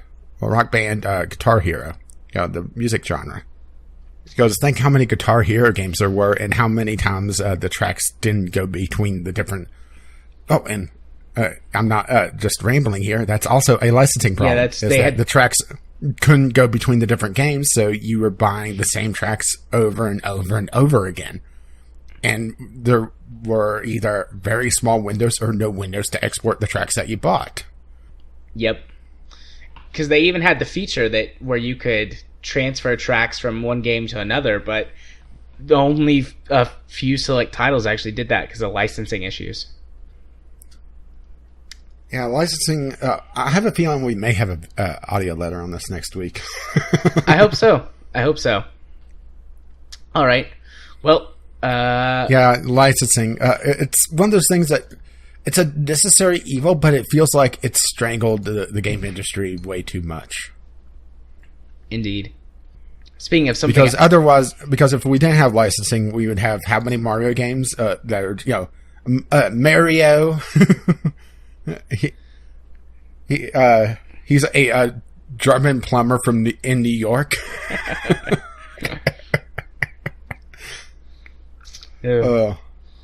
All right. Well, speaking of other things that choke out the gaming industry, Bethesda's Prey doesn't receive a demo on PC. Now, you might think, that's no big deal. PC games really... I mean, there's very few demos, period, nowadays, especially on PC. But the reason that this is a news article is that I noticed that they said, and I'm just going to read this here, it's a matter of managing resources. We couldn't do a demo on both the console and the PC. We had to choose. And besides, PC has Steam. Steam players can just return the game prior to playing it for more than 2 hours. So it's like a demo already. Oh. You arrogant fuckers.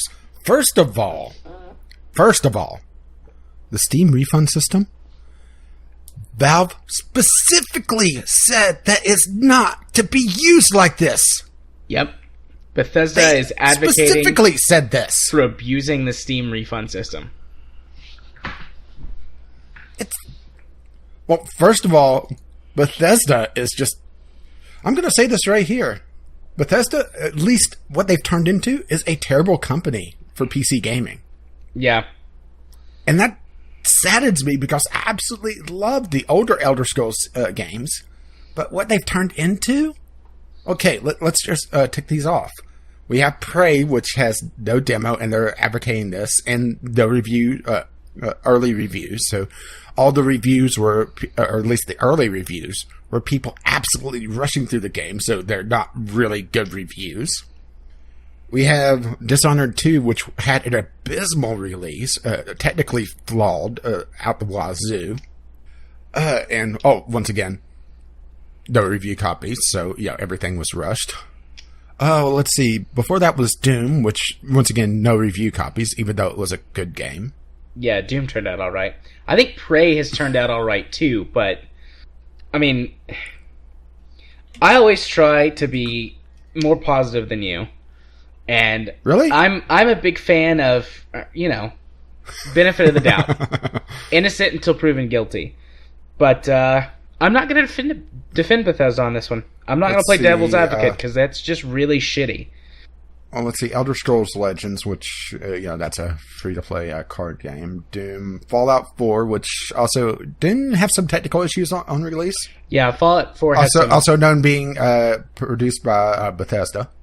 Yeah, just the engine they're using for the Fallout 4 is so old. It had a lot of problems. Let's see. Wolfenstein, the Old Blood... Wolfenstein also had some severe technical issues. Yep, but Wolfenstein was a great game, though. Yeah, but once again, technical issues.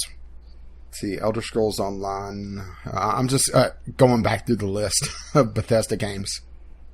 Yeah, it's just... There's so many of these that have technical issues to begin with, which a demo allows people to see, okay, this game doesn't work well on a lot of hardware, doesn't work well on mine. And a demo would be able to allow people to see that. But the thing is that, okay, well, you want us to abuse the Steam refund system. The Steam refund system isn't a blanket thing. If you abuse it too much, they take that away. Yeah. Also, I don't understand why they won't... Like, the demo for Doom sold me on Doom. I would have not bought Doom. I probably would have bought it eventually for like $5 in 2 years from now. But I played that demo and I was like, I gotta have this. And I paid, I think it was 50% off when I bought it. Because I bought it last summer on the summer sale. But I wouldn't have done that if I hadn't played the demo. And Prey looks pretty good to me. I'm considering purchasing Prey, but I mean, I'm not gonna spend 30, 40, $50 on it if I can't, like right now, if I can't check it out. I think Bethesda is starting to get too big. They're getting too big for the britches. They're getting arrogant. Well, I shouldn't say they're getting arrogant. They've gotten arrogant. I mean, they're not as big as... They need to get burnt. They're not as... I hate to say this, but they need to get burnt to shake them out of this. I don't want the company to fall. I don't want them to fail. But I want them to lose this arrogant sense that they have. Because they have the Elder Scrolls series, and they have a lot of other very strong IPs that could sell well just on the name alone. And the thing is that it's allowed them to get complacent. They think that they could do anything. And, it's not going to matter. Yeah, I would say Bethesda's about on the same level as Ubisoft now. What, they have a shitty third-party platform? Yes. But, Ubisoft has got several franchises that can sell based on name recognition. And they're, Oh, you mean like Far Cry releasing a logo for their next game and going right to the top of r/games? Yep. And Assassin's Creed and things like that. But actually, what I just said literally happened today. I didn't know that, but I also didn't doubt that you weren't telling the truth. Like, I absolutely could believe that. But so yeah, I think that Bethesda has gotten to around the Ubisoft level. So they're kind of like trailing third, EA, Ubisoft, and then Bethesda in like the shitty companies. Because, I mean, 5 years ago, Bethesda was not like this. I mean, sure, they had Skyrim at that point, and there was some clear, different, like, design steps that they were taking to try and get more mass audience appeal, but the company itself was not like this. They were one of the better companies that, were always, like, they were one of the first companies to really embrace sort of new media, YouTube, Twitch, that sort of thing, back in the day, and they were always helpful and nice to people, and they provided review copies well ahead of time. So, but as the company has grown over the last few years and has sort of reached that level, I think I know the moment that it lost. They lost their shit when they did an E3 presentation. Don't know the story on that one. No, I'm just saying, like, that they lost, they got too big for their britches when they did their E3 presentation. I don't recall exactly what you're talking about here. Well, what I was going to refer to was paid mods. Yeah, that's a good one. I think that was the tipping point for a lot of people. I'm just thinking, when they did their first E3 presentation 2 years ago, like their first conference. Honestly, it was so forgettable that I just don't recall what they did. I mean, they launched or they announced Fallout 4 and Fallout Shelter, and I think that was when the first teaser for Prey was last year. And it was all CG and had no gameplay in it whatsoever. Yeah, because I remember that. But like, I think that when they decided that they were big enough to do E3, they were big enough to be the next Ubisoft. So in other words, feather boa is all around for next year. And the whole paid mods thing, wasn't that after that E3 that year? Wasn't that in the fall of 2015? I think it was. Oh, no, you mentioned it. Chatter away for a moment while I go look. I mean, I don't know what else to say. Just words. Silences will be edited out. Summer 2015. I'm looking at articles from April. So right before E3. Yeah. So they're still connected, I think. I think just that was the year that they were like, all right, guys, we're big enough. Let's do this now. Yeah, I hate saying that I want them to fail, or I want one of their games to fail, but I think that's really the best way to show them that, they're not at the point where they could just coast along. But that's the thing, is that we are not the general audience. So we can look at these articles and say, well, that's shitty, but most gamers are going to say, who cares? Yep. That they will. And it makes me sad. Does it have crates? Does it have booster packs I could buy? God, those kids. Why? Why would you spend $20 on crates, not get anything, and go, you know what? I'm going to put some more money in and try again on some crates. Because it's not their money. Yeah. That's the thing, is that it's not their money, so they don't see it as, well, I just spent my money and got nothing, and I got burnt. They see it as, I spent the money I was given to spend on this. Yep. It's that little psychological trick. 2 15-year-old kids. Poor kids. So, speaking of booster packs. Yeah. Valve makes some changes to the way trading cards are going to work. Yeah, this was announced just before we started recording, so there's not a lot of information out about this, but this is one of the... Valve has done a lot of interesting changes in the last couple of weeks, or announced a lot of interesting changes. And this is Valve going after what they call fake games. Games that are just essentially asset flips, are meant to just generate trading cards to sell, and the game developer, or should I say, a game developer, and massive sarcasm quotes, makes their money not on the actual sale of games, but what they get from their developer cut on the marketplace. Because every time you sell or buy something on the marketplace, there's two additional cuts.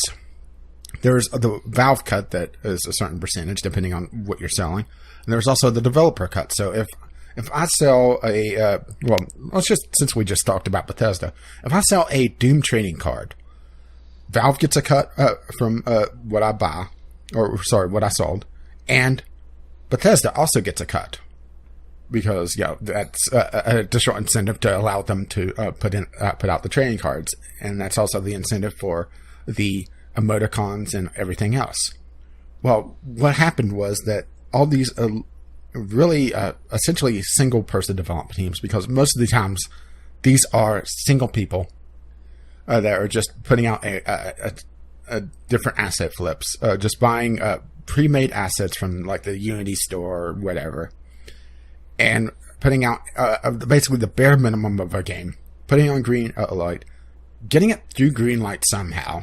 Granted, the green light is a very flawed system to begin with, and once it gets into the Steam store, selling it for $1, and when the Steam summer sale goes on, or whatever major sale goes on, they drop the price down to like 25 cents or 50 cents, and you're able to make that back on the trading cards. Well, they make that money back, and then whatever booster packs goes out, they also make money. And you sell enough of these, and you eventually start getting this normalized income from all the trading cards, and that's what Valve is trying to dip in the bud here. Right. I think that's a good explanation of what the games they're trying to go after. Yeah, no, I think that's a great explanation. So the way that they're talking about doing this... this is a very nebulous thing. And I think... nebulous on purpose, because they don't want to say, okay, well, in order for trading cards to be available, this much a percentage of gamers who own this game has to play this many hours, or they have to get this achievement or whatever, because they don't want these asset flip artists to know this as easily to be able to trigger this new thing. Right. So yeah, they've set up a condition that trading cards can be in the game, but they won't drop until this condition is met. And they haven't said specifically what the condition is. But yeah, that's designed, like you just said, to combat the, as they call them, the fake games and the fake game developers from gaming the system. But they call it, I think it's funny, they call it the confidence metric, but the way that they've described it and the lack of information does not give me confidence. Like, I don't know how you. Well, I think we should read the confidence metric if we can find it on here. It says the confidence metric is built from a variety of pieces of data, all aimed at separating legitimate games and players from fake games and bots. You might wonder why the confidence metric will succeed at identifying fake games when we weren't being successful at using data to prevent them from getting through Greenlight. The reason is that Greenlight is used by a tiny subsection of Steam's total player base, producing far less data overall, which makes it much more easily gamed. In addition, Greenlight only allows players to vote and comment, so that data is narrow. Steam at large allows players to interact with games in many different ways, generating a broad set of data for each game, and that makes identifying fake ones an easier task. So yeah, like you're saying, I think they're deliberately obfuscating what the confidence metric does and is examining, so that it's at least more difficult for devs to figure out what it is so that they can game the system some more. But yeah. Yeah, this is very nebulous, and I wonder just how many actual games are going to be caught in the net. Oh, there'll definitely be a few. And I'm not necessarily going after Steam on this one like I have for so many of their other automated systems. I understand where they're coming from on this, because a lot of this, they're trying to clean out Steam or make it less lucrative for these game developers to just throw their trash on Steam, because that's the problem with the mobile market, is that you have hundreds and thousands of games, and it is impossible to go through them all.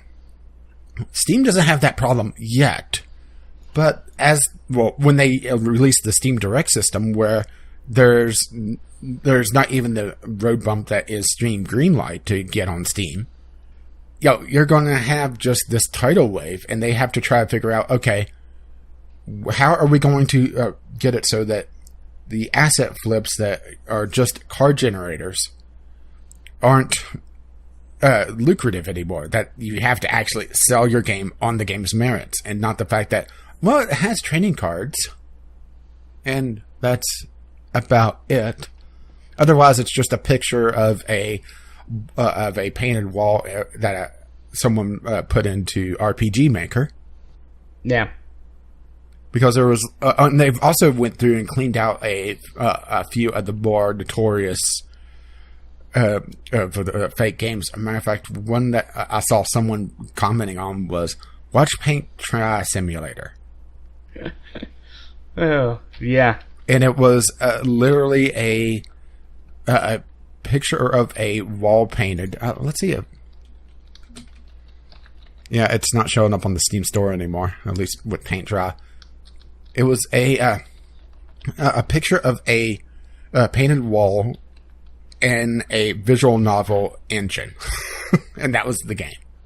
If only I had come up with that, and you could sold at least 2 or 3 copies of it. I'd be rich. Anyways, no, I thought you wanted to get the Steam trading cards, not generate them and give them away. If I make money by generating them, I'm cool with that. I'll generate all day, baby. Yeah, it sounds like we're being negative on this, but that's mostly due to not really knowing what's going on with this. Yeah, I wish they would give us more information, but I understand why they haven't. And I'm not I'm taking a let's wait and see approach with this, as opposed to this is a stupid idea, because there are some people who are openly like, as there are with anything, particularly that Valve does, like, yeah, this sucks, you're stupid, you're ruining trading cards, blah, blah, blah. And it's like, I mean, maybe this is a bad move, but maybe it's a good move, and I mean, I don't blame them for trying. It's going to cut into the bundles that are 50 games for $1. Yeah. But I haven't played any of those games. Not a single fucking one. I just ran them through which Idolmaster. Is exactly what they wanted. Yeah, I know. But, I mean, I gained something from it as well. I made $6 off of my $1 purchase, so, I mean, that's a pretty good return on investment. I mean, I guess I had to spend a little bit of time doing it, but not really. Well, since we're talking about Valve, I'm going to throw in the fact that they're taking down the old forum system in this as well. I don't see an announcement about this, but it's going to be going away late June, which that's actually something that's very bad. Because there's a lot of old tech support in those forums. Yep. As a matter of fact, some of those forums are the number one hit on a lot of, how to get this old game to work. They're actually going away. They're not being archived. They're not. They're being just taken down. Granted, I assume that there has to be some sort of archive effort going on, especially since there's about a month worth of time between now and then. Yeah. And also, I imagine. Well, here's the thing: is that it's more was a localized source of this thread didn't have the answer. Let me try this thread, or this thread, or this thread. Because I'll be perfectly honest, I don't really care for the Steam discussion and in the different community centers, mostly because it feels like it's more pruned than what the old forums were. Yeah, which is kind of a detriment. Also, the search engine kind of sucks for it. Yeah, the search engine does suck. It's just one of those things that I understand why they're taking it down, because it's just servers that they're pushing people to the different community sections and not the centralized forums anymore. So it makes sense that they want to take out the servers, but they really should archive this. Yeah. And I guess they're just leaving it to the community to do it. As a matter of fact, they originally were just going to pull the plug on it and be done with it. And there was a huge outcry. Like, no! Yeah. Which I completely understand. I understand both sides of it. Yeah. But the thing is that, even the general Valve community center, it is terrible. It's all the trolls in the world. Yeah.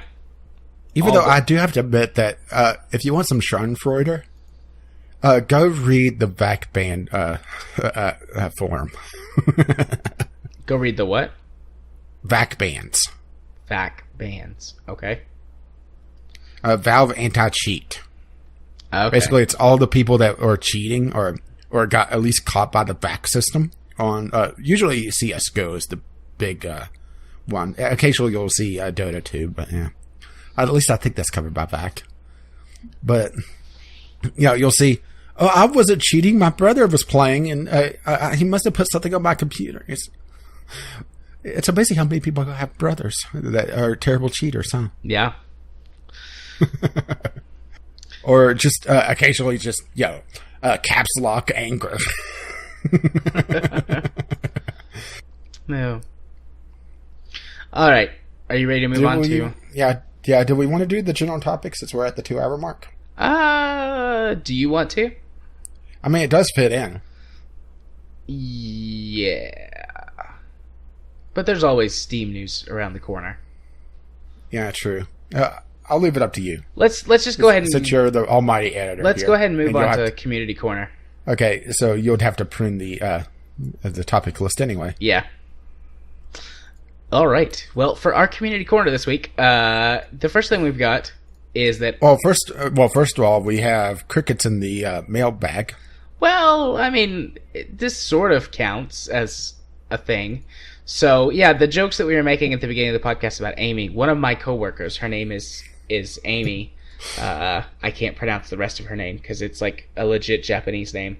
But she's a Japanese lady who works at the clinic, and she discovered this podcast because my boss discovered this podcast and like was like, "Hey, Jared's got a podcast. It's about video games." Like my boss is a sweetheart. I love Angel to death, and he's like, "Wow, you've got like all these episodes, and like you've got he's like, you must like be a gaming." Yeah, but you have that annoying sweary guy. He's like, "You must be like a gaming god or something," and I was like, "Angel, you better be careful not to stroke my ego too much with phrases like that." But so he told everybody, and Amy went, and she's listened to a few episodes, and she's like, "Yeah, these are great." She's like, "No offense, I don't think I'm gonna go catch up because if they're all like 3 hours long," it's like, "No, I understand." And the content gets dated really fast. To be perfectly honest, the VGL is not a show that you're meant to catch up on. I mean, granted, we do have the occasional inside joke, especially about crates. Yeah. But you'll eventually figure it out. Yeah. But so today when I saw her at the clinic, she was like, she talked to me for a few minutes about the episode she listened to, and she liked the show, and she's like, "All right, I want to ask you a question so that you guys can talk about it on this episode when you record this week." And so her question to us is, what is the best bad game you've ever played? And she said it took me about a minute to think of it. Yeah, I'm still not sure what my answer is, and I've been thinking about this for like 12 hours at this point. Because I play a lot of bad games. Yeah, well, the thing is, I also have a lot higher standard. I don't think, I'm not saying that I am saying that as detrimental to you at the same time, but still. That's fine, yeah, my standards are pretty low. Okay, my best bad game I played is a game I actually got in a Humble Bundle called Cortex Command. Okay. It is a 2D shooter. Think of sort of Worms. I'll give you a link to it so you don't have to hunt it down. I've already pulled it up on Steam. Oh, okay. Well, there's a lot of things I like about it, but then there's a lot of things that are absolutely terrible about it. It's one of those games that it's built by, I think it's a development team. I mean, I'm just looking here. I'm not sure if it's a one-man development team, but you could tell that it's one of those games that is made by a very small development team that it's their vision and nothing else. Yeah. And there's a lot of information being thrown at you. Guns that are... it really depends on the mission, because there's different missions. There's sometimes you have to go fight something. Sometimes you just have to hold a base for a while. Sometimes you have to do a little bit of a combination of both, or try to destroy the enemy base. And there's a lot to take care of and juggle, which is just absolutely terrible. They don't have a system that does it very well. There is some friendly AI that you could set up so that your guards on your base will fire at people and that sort of thing, but it's very clunky. And building bases is also very clunky because it's all chunks and they don't really snap together all that well unless you're really used to the game. But then they have all these little neat things, like how the terrain is completely destructible. So you could set I forget what they call the different guys in this, but you could set a guy with a miner tool and dig under the enemy base and come up under and completely catch the enemy off guard. And it's just little things like that. And the AI actually does things like that. So if you have a really strong defense, they'll try to go around it. And also, in order to get money, you have to do some mining. You can see on the screenshots there's gold in the level they have to collect. And then you call in these dropships. And the dropships can be shot down. Sometimes they just crash for really no reason. And the dropships are also very fragile, so you have to be careful on where you bring them in, and also how much enemy fire is in the area. So, an enemy could get a lucky shot on a thruster on a dropship. It'll just come down, get a thruster shot out, and just start spiraling, and there goes all your equipment. It's one of those very, very clunky, bad games, but I absolutely love it for some of its design. Yeah. I'm hearing you describe this game, and I'm going, that doesn't sound like really a bad game, but, that's the difference in me and you. That's the thing, is that there's a lot of things I absolutely love about it, but it's just the way that it's designed. There's not a lot of a way to handle various things. You have to protect your your brain, because you're essentially a brain in a jar controlling all these different robots. And there's just not a lot of ways to do it very efficiently. It's all very, very clunky. And if you spend enough time with it, it's one of those games that really is done well. It's the Dwarf Fortress problem. Right. It's a very deep game. It's a very intense game. And it's a lot of fun when you get past the hump. But getting past that hump is very tough. And for this one, it's not just the interface, because you also have that time limiter where, okay, well, the enemy's coming. Oh, my guy accidentally threw his weapon instead of firing it because I hit the wrong thing on the wheel. So, yeah. Oh, I'm so torn. I've got 3,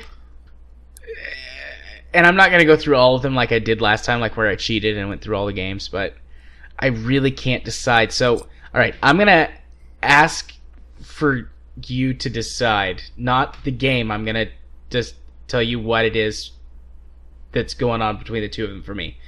So, give me the since we have text, you can just send me the names and I can pick one. No, I don't want to do that. I don't want to do that. I want you to judge based on the criteria. So, okay, so I've narrowed it down to 2 in my mind. One of them is a game that has improved through its development, so it's no longer as bad as it was. But when I played it the most, it was bad. And the other one has actually gotten worse, but I still enjoy playing it. I think the one that's gotten worse. But I want to hear what the other one is as well. Okay, so the first one, the one that's gotten better, is Kerbal Space Program. Yeah. That game, and I started playing it after they had fixed, supposedly, a whole bunch of problems. But I am never stuck with a game that crashed so many times and had so many glitches and issues. And I would get so pissed. I kind of glossed over all that just because it's a very unique game. Yeah, but I would get so pissed and lose hours of progress sometimes. And any other game I've ever played that happened, I would at the very least quit for a while, take a break, cool off, and come back to it. And KSP, I'd go, you fucking piece of shit, let me just launch this and I'll do it again, damn it. I think I got a bit of a tolerance for that with Elder Scrolls. Because, remember, I'm not a guy that plays Elder Scrolls without somewhere like 80, 90 mods. Yeah. So I've gotten used to, if I'm really having fun and I have the game set up exactly like I like it, I'm willing to put up with a few crashes. Yeah. But then again, I also played KSP modded out the wazoo. Yeah. I mean, I had some kind of hardware issue, I think. Because modded or unmodded, it didn't matter. I still had tons and tons of crashes all the time. Unmodded, I never really had that many crashes. I had a couple whenever, but those were just extraordinary things, like, hitting the ground at, like Mach 5. Yeah. It just hit so hard that all the damage calculations, just broke something. Yeah. But KSP has gotten immensely better over the last few patches and updates and things. So it's much, much, much, much more stable than it used to be. In fact, I played it maybe another 40 or 50 hours a few months ago, 2 or 3 months ago, after the 1.2 update released. And I don't think I experienced a single crash during that time, whereas before, 40 hours of gameplay could be anywhere from 25 to 50 crashes. Well, also, I made the habit of... I'm pretty sure I installed an auto-save mod where it would auto-save a lot more often. Yeah. So I would have, less of a jump. So, I don't think it would auto-save if I was in the atmosphere or if during extreme circumstances, or maybe I just had it where, I would wait for the autosave to go off, then, do whatever. But I think that's the difference between me and you, is that if I know a game is unstable and I'm having fun with it, I'll change my play style to try to get around it. Granted, don't get me wrong. There were times I got angry with KSP, particularly whenever I was doing something that required a light touch, and a crash completely negated that. Particularly whenever I was building my Minmus station, because that was early in my KSP time. Yeah. And where I way overbuilt my rover and had to have 3 refueling dockings to get the lander down. Yeah. Because there was one orbit, because just the fairing was absolutely massive on, and it was I was using FAR because I hate myself.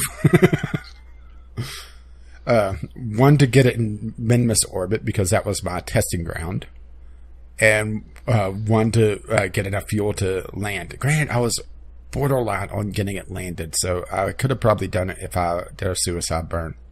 But I wasn't good enough at landings yet. Right. Granted, that thing did also give me enough time to. I got, I think, 8 or 9 landings all within a kilometer of one another. Nice. That's pretty that's good. not bad for someone that had just started playing. Yeah, no, that's pretty good for a beginner. But no, that's not my actual pick. We've been talking about KSP for like 5 minutes now, but that's not my actual pick. That was the one that yeah, you were like, no, it's gotten better. No, my actual pick is Space Engineers. Oh, I love Space Engineers. I mean, I really enjoy Minecraft, but as I've said before and we talked about earlier, I'm a sci-fi guy. You stick a sci-fi theme on something, and that's automatically like 2 bonus points of liking for me. So Space Engineers. So it's a +2 of liking. Got it. Yeah, +2 of liking. So Space Engineers is roughly sci-fi Minecraft. It's got some different mechanics that are deeper than Minecraft's in some ways, and things like that. But I mean, basically, space Minecraft.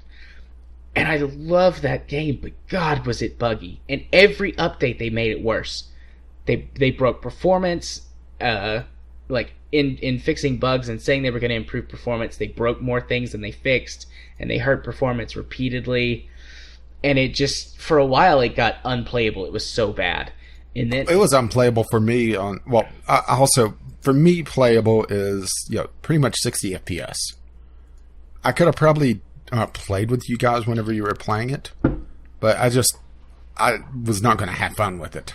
Yeah. And planets were just unplayable. It was 30 with everything turned down. Yeah. And that was before building anything.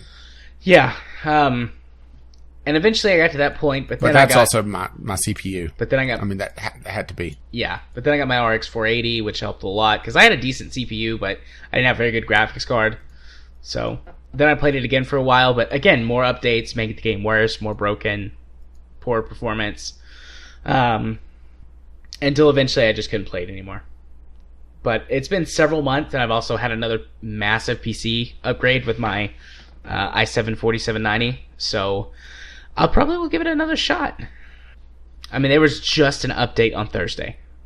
Yeah, I'm looking at the news on it, and there's been a lot of updates recently. I'm seeing if there's been a talking about any fixes to it, because that's the thing. Updates are not fixes. No. Particularly for Space Engineers. That is true. But, I mean, I love Space Engineers. I've played it for over 100 hours with oftentimes sub 30 frame rates and things like that because... Yeah, see, that's literally unplayable for me. Because I just love it so much. And I love that idea and concept and theme and style and just all of it. Just love it. Completely. Yeah, I'm just looking at the forums, and there's not a lot of people complaining about performance issues. Granted, that could just be them pruning the forums. Because didn't they do that at one point? I don't think Space Engineers ever did that. I know there's been several early access games that have done that. People complaining, oh, well, let's just delete that. Yeah, I mean, they may have, and I just am not remembering it. But I don't think they've ever done that. But there definitely been plenty of devs that have. Yeah, it doesn't look like there's a lot of people complaining about performance, but then again, what is the player count on Space Engineers these days? Because that's the thing. Don't know. I can go look. Well, I guess we could go find out, huh? Well, let's see. It is 2,000 right now. That's pretty healthy. Actually, a lot more than I thought it was. With today's peak of just right under 4,000. Granted, their all-time peak is 23,000. Granted, let's see. That must have been during a free weekend. It's got roughly the same numbers as KSP does. So yeah, well, it's catering to about the same crowd as well. Yeah. Yeah, I'm just looking at this. Looks like they've had a pretty major drop off just this year, because they let's see, December 2016. Yes, I realize that's not this year, but that's before the winter sale. They were at 10,000 peak per day, and now they're at the 2,000, 3,000 mark. And it looks like there's been a major drop off just in the last few days. I'm not sure if that's another problem with performance or what. Who knows? I'll have to check it out. I'll probably play it this weekend. Wow, that's very different looking at this trailer. When the last time I was playing, they were just starting to add more weapons to the game. But this whole trailer makes it look almost like, well, not all of it, but the first half of this trailer makes it look like a Elite Dangerous? A shooter. But I do see some Elite Dangerous stuff in there. Cool. Yeah, I'll definitely have to play it some more. Check out some new mods. Maybe after the summer when I get my planned update, assuming nothing happens, of course. Maybe I'll give it another shot. I probably want to do it during a free weekend if they do another one, because I don't want to buy a game that I know I've had performance issues with. Yeah. Without knowing definitely that will be worthwhile, because I just don't like playing really. I could play below 60 if it's a constant, but below 30 is definitely unplayable. Yeah, this game does not hold a constant frame rate very well unless you've got really powerful hardware. Even with my setup before the 4790K, I was hard pressed to get a constant frame rate. It would stay pretty consistently above 30 once I got the upgrades, but it was still all over the place. So hopefully they fix some of that. Yeah, Spaceman and I got really far in that. We started a base on the ground and you and Spaceman built all the way to space.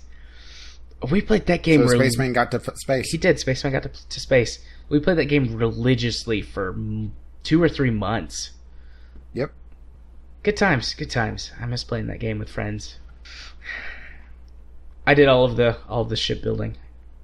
I made that massive strip miner. Fucking huge. Just drug it along the ground and just dug up everything. But that caused a lot of physics issues because it was so big. It was too big to really connect up to our base, so it was next to impossible to unload. And every time you'd hook it up, shit would break. And stuff would break anyways whenever you loaded the game. Because if you load in and all the physics would fuck up and just stuff would explode. Well, this is the problem with early access games in general, is that they need to have a certain level of playability to really get anyone to play them or to even buy the damn things. It's kind of the paradox of early access, actually, because early access is meant to be that early play, that playing a game in the alpha. Well, usually I would say more the beta stages than alpha stages, technically. But people look at betas now and think multiplayer stress tests. Yep. Because that's really what beta is turned into if you're a AAA developer, is the just that last stress test, a week before the game launches. And there's no actual testing going on. And I don't think a lot of people understand just what beta really means, or what alpha really means, or even pre-alpha. They expect a certain level of polish on these games that just really spend a lot more time getting to that point than they probably should. I wonder how much early access actually slows down game development, because they have to get to a certain level of polish. I know in Prison Architect, there were several months when they were doing the monthly updates where they would do bug bashes, where they would take a month of just trying to fix all the bugs. And, that right there is 3 or 4 months worth of game development that was just spent bug testing and bug clearing on a game that is in active development. I mean, granted, I know the bug fixing is more of a constant thing during game development, and that takes place in pretty much all early access games except the ones that are just dead in the water. But I wonder what how the mindset change is for a game that is an active early access and actively on sale and is actually being played versus a game that is in about the same state development wise, but it's not on sale yet. I don't know. Good question. If we ever find a game dev to interview, we should ask them that question. You mean the one that I have locked up in my basement right now? Yeah, that one. I'll get in touch with Taylor. He might know somebody that he could hook us up with. I still occasionally chat with him. Yeah, I feel a little bit bad about that episode just because his internet connection was very sporadic. So I would jump in whenever I heard a pause, and I would end up talking over him. Yeah. Yeah, that's part of it. We talk over each other all the time here, too, so. Not as bad as we used to. No, we've gotten a lot better at it, but we still do. But so yeah, that was... Yeah, good thing no one's transcribing this. Yeah. Sorry, I remember the Kerbalcast transcription project. Yeah. Boy, that would have been terrible. Yeah, that tanked hardcore, that project. Anyways, yeah, we've been on this tangent for a while now. Let's go through the rest of Community Corner. Okay, well, the question of the week this week was, if esports did become an Olympic sport, which game or games should be included? Let's see, we had Groove popping his head out of his grate and saying Dark Souls speedruns. Kim is saying Decker Dancer, Dance Mat, Coda runs. I know what some of those words mean. And let's see, Jim says Rocket League, although I think speedrunning classic games would also be cool. And I think speedrunning would actually be an interesting Olympic sport. I agree, because speedrunning, I mean, there's a lot of different aspects involved in speedrunning that don't come up in other types of gameplay. So, and also very particular moves and tricks that they talk about saving frames or saving a second in their overall run. Yeah. There was a video that hit Reddit just in the last week or so talking about the speedrunning of Super Mario Brothers 3 and how, because this one guy was playing on the Wii Virtual Console that was running at 59 or 58, 59 frames per second instead of 60 like the old NES. Yes, a console that ran at 60 FPS. He was losing over the course of his run something like 2 or 3 seconds. Just little things like that makes really no difference overall, but whenever you get into speedrunning, and actually one of my favorite things to watch in Awesome Games Done Quick is some of the classic games on the speedrun races, where you can see the progress between these two people, especially whenever they have very different styles. So that would be a very interesting thing. Granted, that's something for the really, really, really hardcore geek, and I don't think would really translate well to the general audience. Yeah, maybe not. I don't know. Who knows? It might. Once again, it probably also depends on the game. I think a speedrun of like Super Mario Brothers 1, one of the classics, may resonate more than Dark Souls. Yeah. Sorry, Kyle. Yeah. That's good. I hadn't considered speedrunning, but I think speedrunning is probably, honestly, the best answer. Yeah, either that or Rocket League, because that's a very simple game. Even though I'm sure Kimus's whatever that is for Decker Dancer would be interesting to watch. Even though I have no idea what that is. Yeah. I don't know. I mean, since he mentioned Dance Mat, I imagine it's, someone on a Dance Mat, Dance Revolution style. And let's see, our tweets this week, we had 2 from Kimus. We should totes have an original DS game club. This plays a ROM, so it counts. And he showed a hacked Nintendo DS, which handheld does count as emulation, pretty much all the way up to current hardware, right? Yeah. I don't know how many 3DS... Is there a 3DS emulator? I'm not sure. So that I have it checked on. And then, let's see, Chemist. Don't know about my PC. Well, my as in me. But I do know of Two Towers where airplane mode was completely unnecessary. And damn! Making a 9/11 joke. I'm going to hell for that. I mean, damn, son. Too soon. Oh. Well, we just lost the Deep South as our listener base, and New York. And maybe Washington. But then again, I'm sure Washington doesn't like us to begin with. Yeah, probably not. But that is the community corner. If you and I should remember to do the outro for this. If you have any letters for us, you could email them to us at bglpodcast@gmail.com, or our Twitter is bglpodcast on Twitter. Indeed. So, now with that out of the way, let's move on to our Discovery Queue.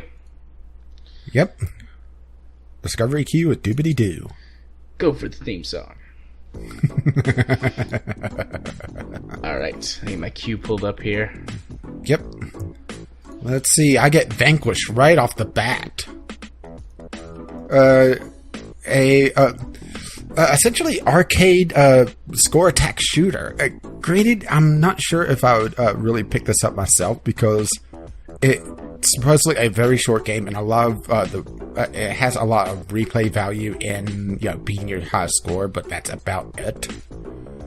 But I don't think I'm the audience for this game, so I'll put it on there anyway. So I got...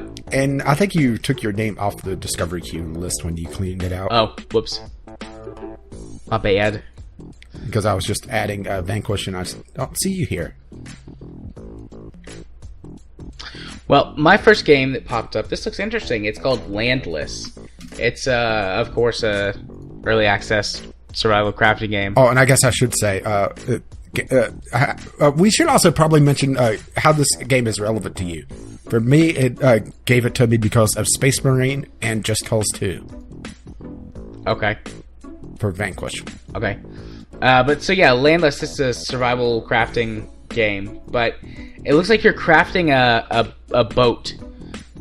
So you've got like this boat base that you build off of, and you have to keep your boat going and go find food and fish and all kinds of stuff. It looks pretty neat, and I mean, I'm a sucker for survival crafting stuff, so I'm gonna put this on my list. And it showed up because I like games tagged with survival and RPG, which is true. I've got a lot of those games on my list. Whoops, typed in the wrong spot. Landless. Yeah, I'm taking a look at a couple of these. Put that in my wish list. Okay, so Lindhook. This is a roguelite platformer, and it looks like you're moving around with essentially the hook shot from Legend of Zelda a lot, which also it looks like some bullet hell aspects to it as well, or perhaps bullet hell. I'll drop a link in the show notes so you can take a look at it. Okay. It has a pixel art style that is very reminiscent of, I would say, early 90s platformers. Very colorful. You can see a lot of bullets on screen. And both friendly and unfriendly. So it's going to be a bullet hell platformer, which is interesting. And they're giving me to this because I played hashtag Dungeon and Curia, which I don't recognize that. It's looks like it's a random review copy that I got at some point. Cool. Doesn't look bad though. So I've got Star Merchant. This is a galactic trading sim game. Looks like it really focuses on the trading bit and not like ship flying or anything. So mostly menus, which I can dig that. I can dig that hardcore. So that's definitely gone on my list. It was recommended to me because I've played many space games. Many down here on the sidebar. Quite a few. So, yeah. Put that on my list. Star Merchant. Alright. Oh, this is interesting looking. It's called Kindergarten. I'm going to read the little blurb. Welcome to Kindergarten. Have fun trying to learn to share and not die. That's important too. In school, it's not just quite right. It's important to be friendly and take out those who aren't. All right. It looks like it's a survival puzzle game. All right. I just dropped it on the show notes so you can take a look at it. Once again, pixel art, or at least it looks pixel arty.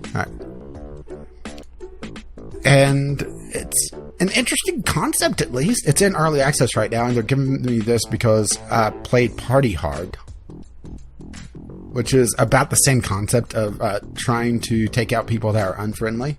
Well, only in Party Hard, it's literally everyone. Oh, hey, Kindergarten just showed up in my discovery queue. All right.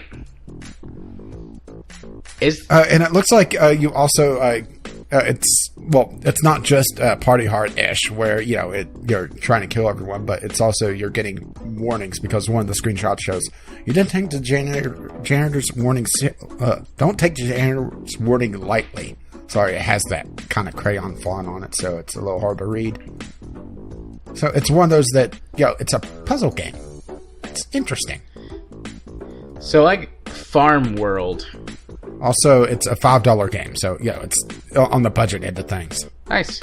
So yeah, this game is called Farm World. It looks like the old like farming tycoon or farming sim, whatever game. It's like Sim Farmer, something like that. That's what this game looks like. Well, you have my attention. If it's like Sim Farm, because I like Sim Farm. Let me look up Sim. That's another weakness of mine is farming games. And even though I never played Farming Simulator, I do like my Stardew Valley. Yeah, this looks okay. So Sim Farm is not the game that I'm thinking of, although it still appears to be pretty similar. I know I played a farming game when I was a kid that looked like this. Well, What? I'm sorry, but this amuses me. It's suggested to me Marvel's Guardians of the Galaxy, the Telltale game. Yeah. This is how's this game relevant to you? Well, you liked Life is Strange, and we mentioned how Life is Strange is not like Telltale, and that just abused me. Yeah. I'm not going to put this on the list because it's very niche. I'm gonna put Farm World on the list. I think I'm gonna check this out. At first, I was like, "Nah, I don't want this." I lived on a farm when I was a kid, but it looks all right. Looks like we got a good list this week. I think you're gonna love this last one. Okay. Let's just put it this way. This is going on your wish list. All right? I guarantee you this right now. Okay. Links Up. Oh, Tomboys Need Love 2 is already on my wish list. I don't see it on here for you. Oh, you know what? It's not. I must have accidentally not added it. Because I saw it. Oh, no. I know what it is. I requested this game on Keymailer. Yeah, I did too. I'll put it on my wish list though in case I don't get it. It's interesting looking. I'm not sure if it's going to be any good or not, but it's a visual novel that has a nice art style on it. It says that there's going to be 5 different endings, which is, a lot more than what a lot of visual novels on Steam has. Yeah. That's something I've noticed, that a lot of visual novels are either very linear, very kinetic, or their choices doesn't matter too much. It does look like it's has some very dark elements on it, though, particularly a couple of these screenshots, which is interesting. And I do have to wonder if they're doing the adult patch approach, because some of these are censored screenshots. Yeah, the Steam and the shower style, Yeah, I hope so. I like adult patches. Yeah, I bet you love the tank game now. All right, but it's usually you don't see a lot of tomboys in visual novels as well. So, granted, I'm not sure if they're taking the trap approach where it's actually a boy, or if it's just a boyish girl. Because usually it's very girly girls, Yeah. Even whenever it's a situation where you'd expect more of a tomboy, it's usually still the girly girls.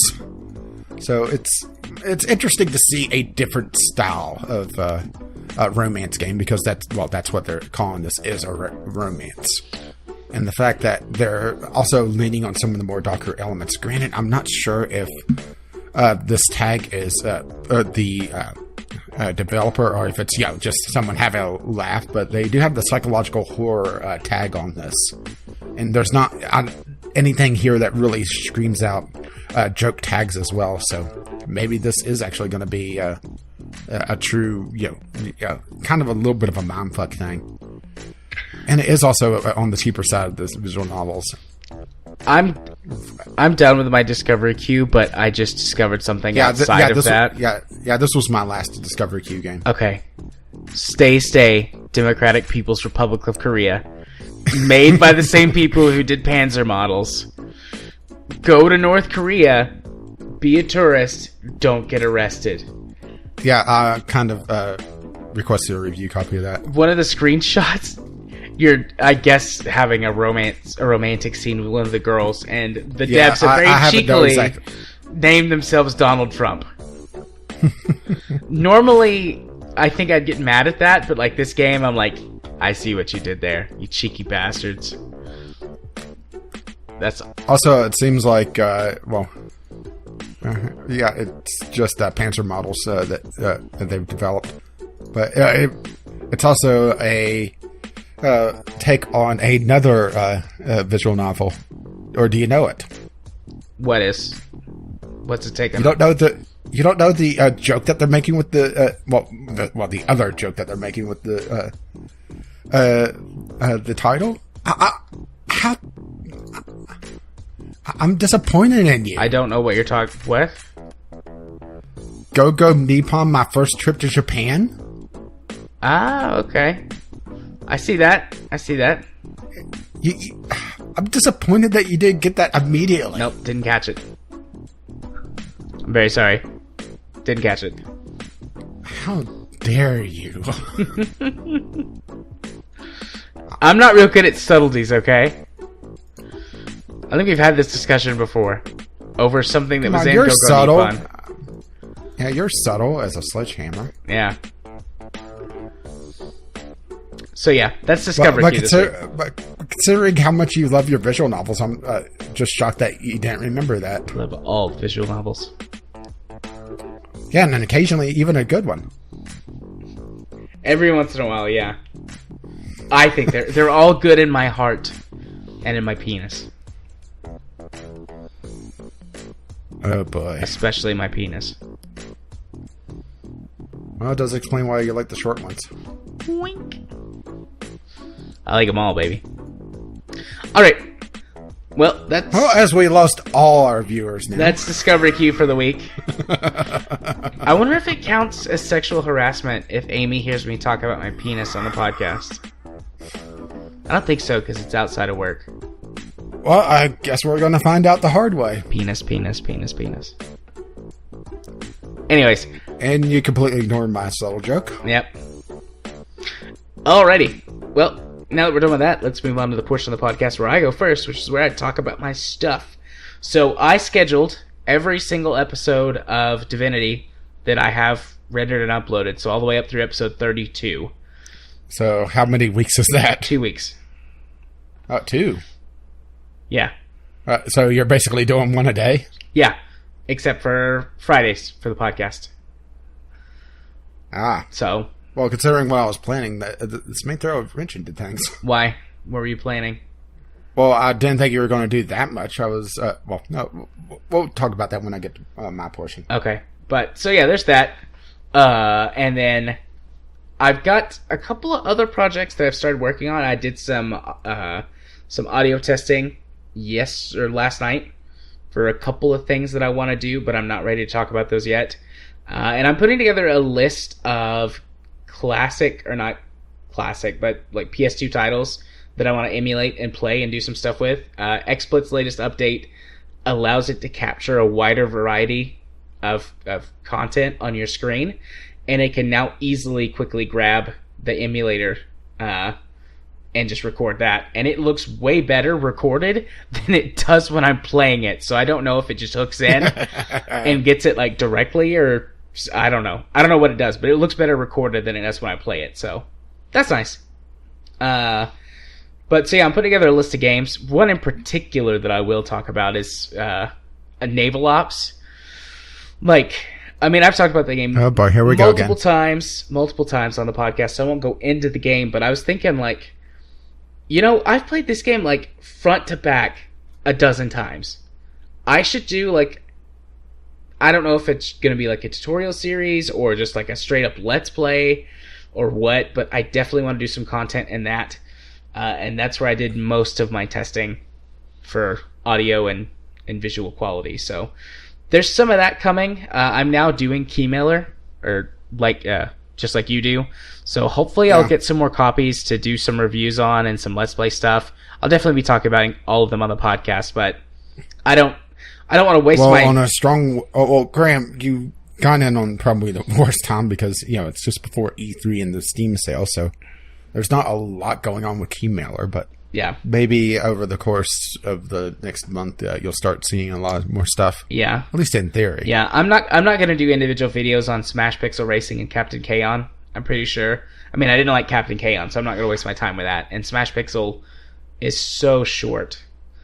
I don't know, I could probably do a video in 5 minutes or less and really convey everything about Smash Pixel, so I might do something related to that, but no promises. I got other projects that I want to do that are higher up on my list. Could rep Katie into joining you. That would be fun. That'd be fun. But so yeah, that's what's coming up on my channel over the next couple of weeks, and things that I'm working on that hopefully will be ready in the next few weeks to start putting up. And if you want to go see that content, you can do so over on YouTube by searching for Gaming Psychologist. If you want to follow me on Twitter, where you can see all the things that I tweet about, you can do so at JMA4707. If you want to watch me stream games, which streams are coming back this week. They were supposed to come back last week, and then I had to do something that I forgot about, but then it didn't matter because my power went out. The power went off at like 8:58 and didn't come back on until almost midnight. I wish we were streaming last week just so I could get those angry texts. Yeah. So I could just imagine, all the anger. Yep. I was still pretty pissed off anyways. It's like, really? I now live in the middle of town and the fucking power goes out? Oh, well, my power went out, I don't think it was Friday, but I had my Bluetooth speaker plugged in and it fried it. Yeah. Either that or it just happened to die, shortly afterwards. So I'm in the middle of talking to the customer support to see if I could get a new one. My poor speaker. Yep. But so anyways, if you want to watch me stream games on Twitch, you can do so over at twitch.tv/jarthur4707. And if you want to be my friend on Steam, my username is jarthur4707. I accept all friend requests because all of you people are lovely people, and I'd love to talk to you. And if you add them, the password for this week, just to confuse the hell out of them, is platypus. Oh, platypus. Platypus. Great animal, the platypus. Yeah, and one of those animals that people thought was fake whenever the scientist was originally sending it back. What the hell is this? I mean, I don't blame people for being skeptical of that. But, alright, what about your stuff? Well, this is going to be a chaotic week because unless I really get the urge to play it, I'm done with Halo. Which is a little bit of a shame because I was so close to finishing it. Probably 3 or 4 episodes, but I just have no urge to play it, and I'm just hating it more and more as I go on. Right. So, Halo's pretty much done. So that means probably going to figure out what I'm going to be playing tonight. And depending on, if I could rush it out, I may do an episode of it this week, or I'll talk about it next week for whatever I figure out. RimWorld Dinghy is still ongoing. It just passed episode 70. I don't know how, but damn. Yeah, I saw that go up, and I was like, geez, 70 episodes. I am completely through my name list. My name list is 26, 27 people. And I've covered them all in this series. Granted, a couple of them did get kidnapped, and I've had a few deaths, but I'm up to 13, 14 people in my active colony now. So I need to figure out what to do. Well, first of all, the name list, because, I'm out of names. So I may just grab some more, get some the Twitch streamers I'll watch and some YouTubers I'll watch and be done with it. But if there's anyone that wants to be on the name list, well, now's a good time because I don't have a lot of people on it. Actually, I have no people left on it. Either that or I'm just going to start doing Spaceman the Second. Spaceman Jr. Yeah, well, he did get kidnapped, so I guess he could have just been, drugged off to a colony somewhere and raped. And just end up recruiting his son. You could do Mini Shark. True. But then, the horrible death of Mini Shark may not go over well with Ghost Shark.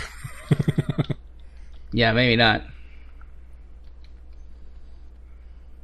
But RimWorld has stabilized pretty much. Even though I do have an interesting event going on in the last episode. Volcanic Winter. Oh, fun.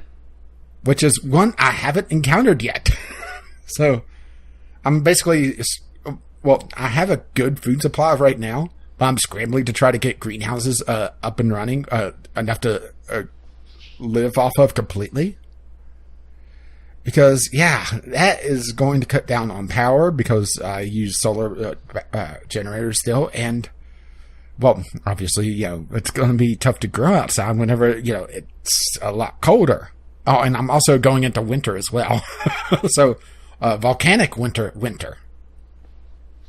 So, in other words, get the parkas, boys. It's going to be cold outside. And let's see. And Divinity, I was thinking about just skipping this week and waiting to start releasing stuff next week to get more back episodes. Because right now we only have one spare episode. Especially since someone is going to Texas and they didn't tell me about it until 2.5 hours ago. It's about like 3 hours ago at this point. Well, I'm just looking at the timer. And remember, I was chattering away for a while. Well, actually, you said it before I started chattering away. So, yeah, I guess 3 hours. But, yeah, get some more back episodes. And it also gives you another week to catch up. So, it'll put you just probably a few episodes behind then. I mean, I can... So, it may not be a bad idea. I can not publish... No. I was saying that it would give you more time to catch up. So, you're not as far behind. Oh, okay. So it works out better for you now that I really sit down and think about it. So I think it's a better idea to hold off for Divinity and start it up next week. All right. And, of course, the Sunday Sampler, which has all sorts of random stuff. I may do a visual novel this week. I don't know. It really depends if I get anything interesting the next day or two. Because I have gotten a few interesting visual novels. Granted, no tomboys need love. But still, a few interesting things. And you'll find all of that, including this particular podcast, on Gaming with Caffeine Rage. Or if you want us to see me tweet somewhat randomly about various things that anger me usually, you can find me over at Gaming with CR on Twitter. And speaking of Twitter, you can find us once again over on Twitter, BGL Podcast, or email us, bglpodcast@gmail.com with your letters, voicemails, and gaming-related subjects. If you wish to help pay for this absolute nonsense, you could give us some money on Patreon, patreon.com/BGL Podcast.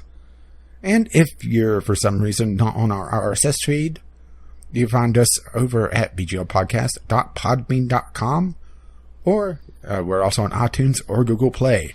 Our intro and outro music is On the Ground by Kevin McLeod, and you can find his work at Incompetech.com, as well as Doobly-Doo on the same website. And as always, as his lovely music starts to roll across my voice, bye-bye now. See ya. Bye-bye.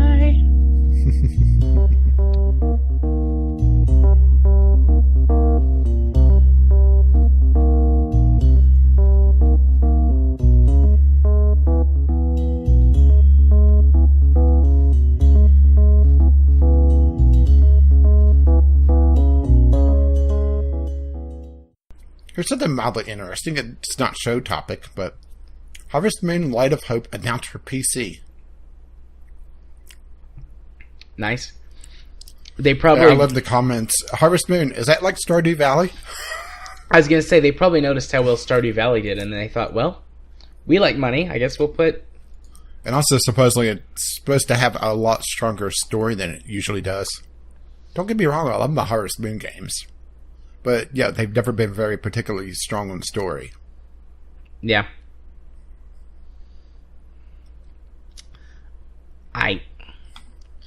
Ready? Yeah, I finished my donut stick. Gonna have to go get some more, though. When I hobble to the store again. I'm low on my coffee cakes. Nice. Like coffee I don't cakes. have them all the time, but occasionally, it's nice to have a donut. Indeed it is.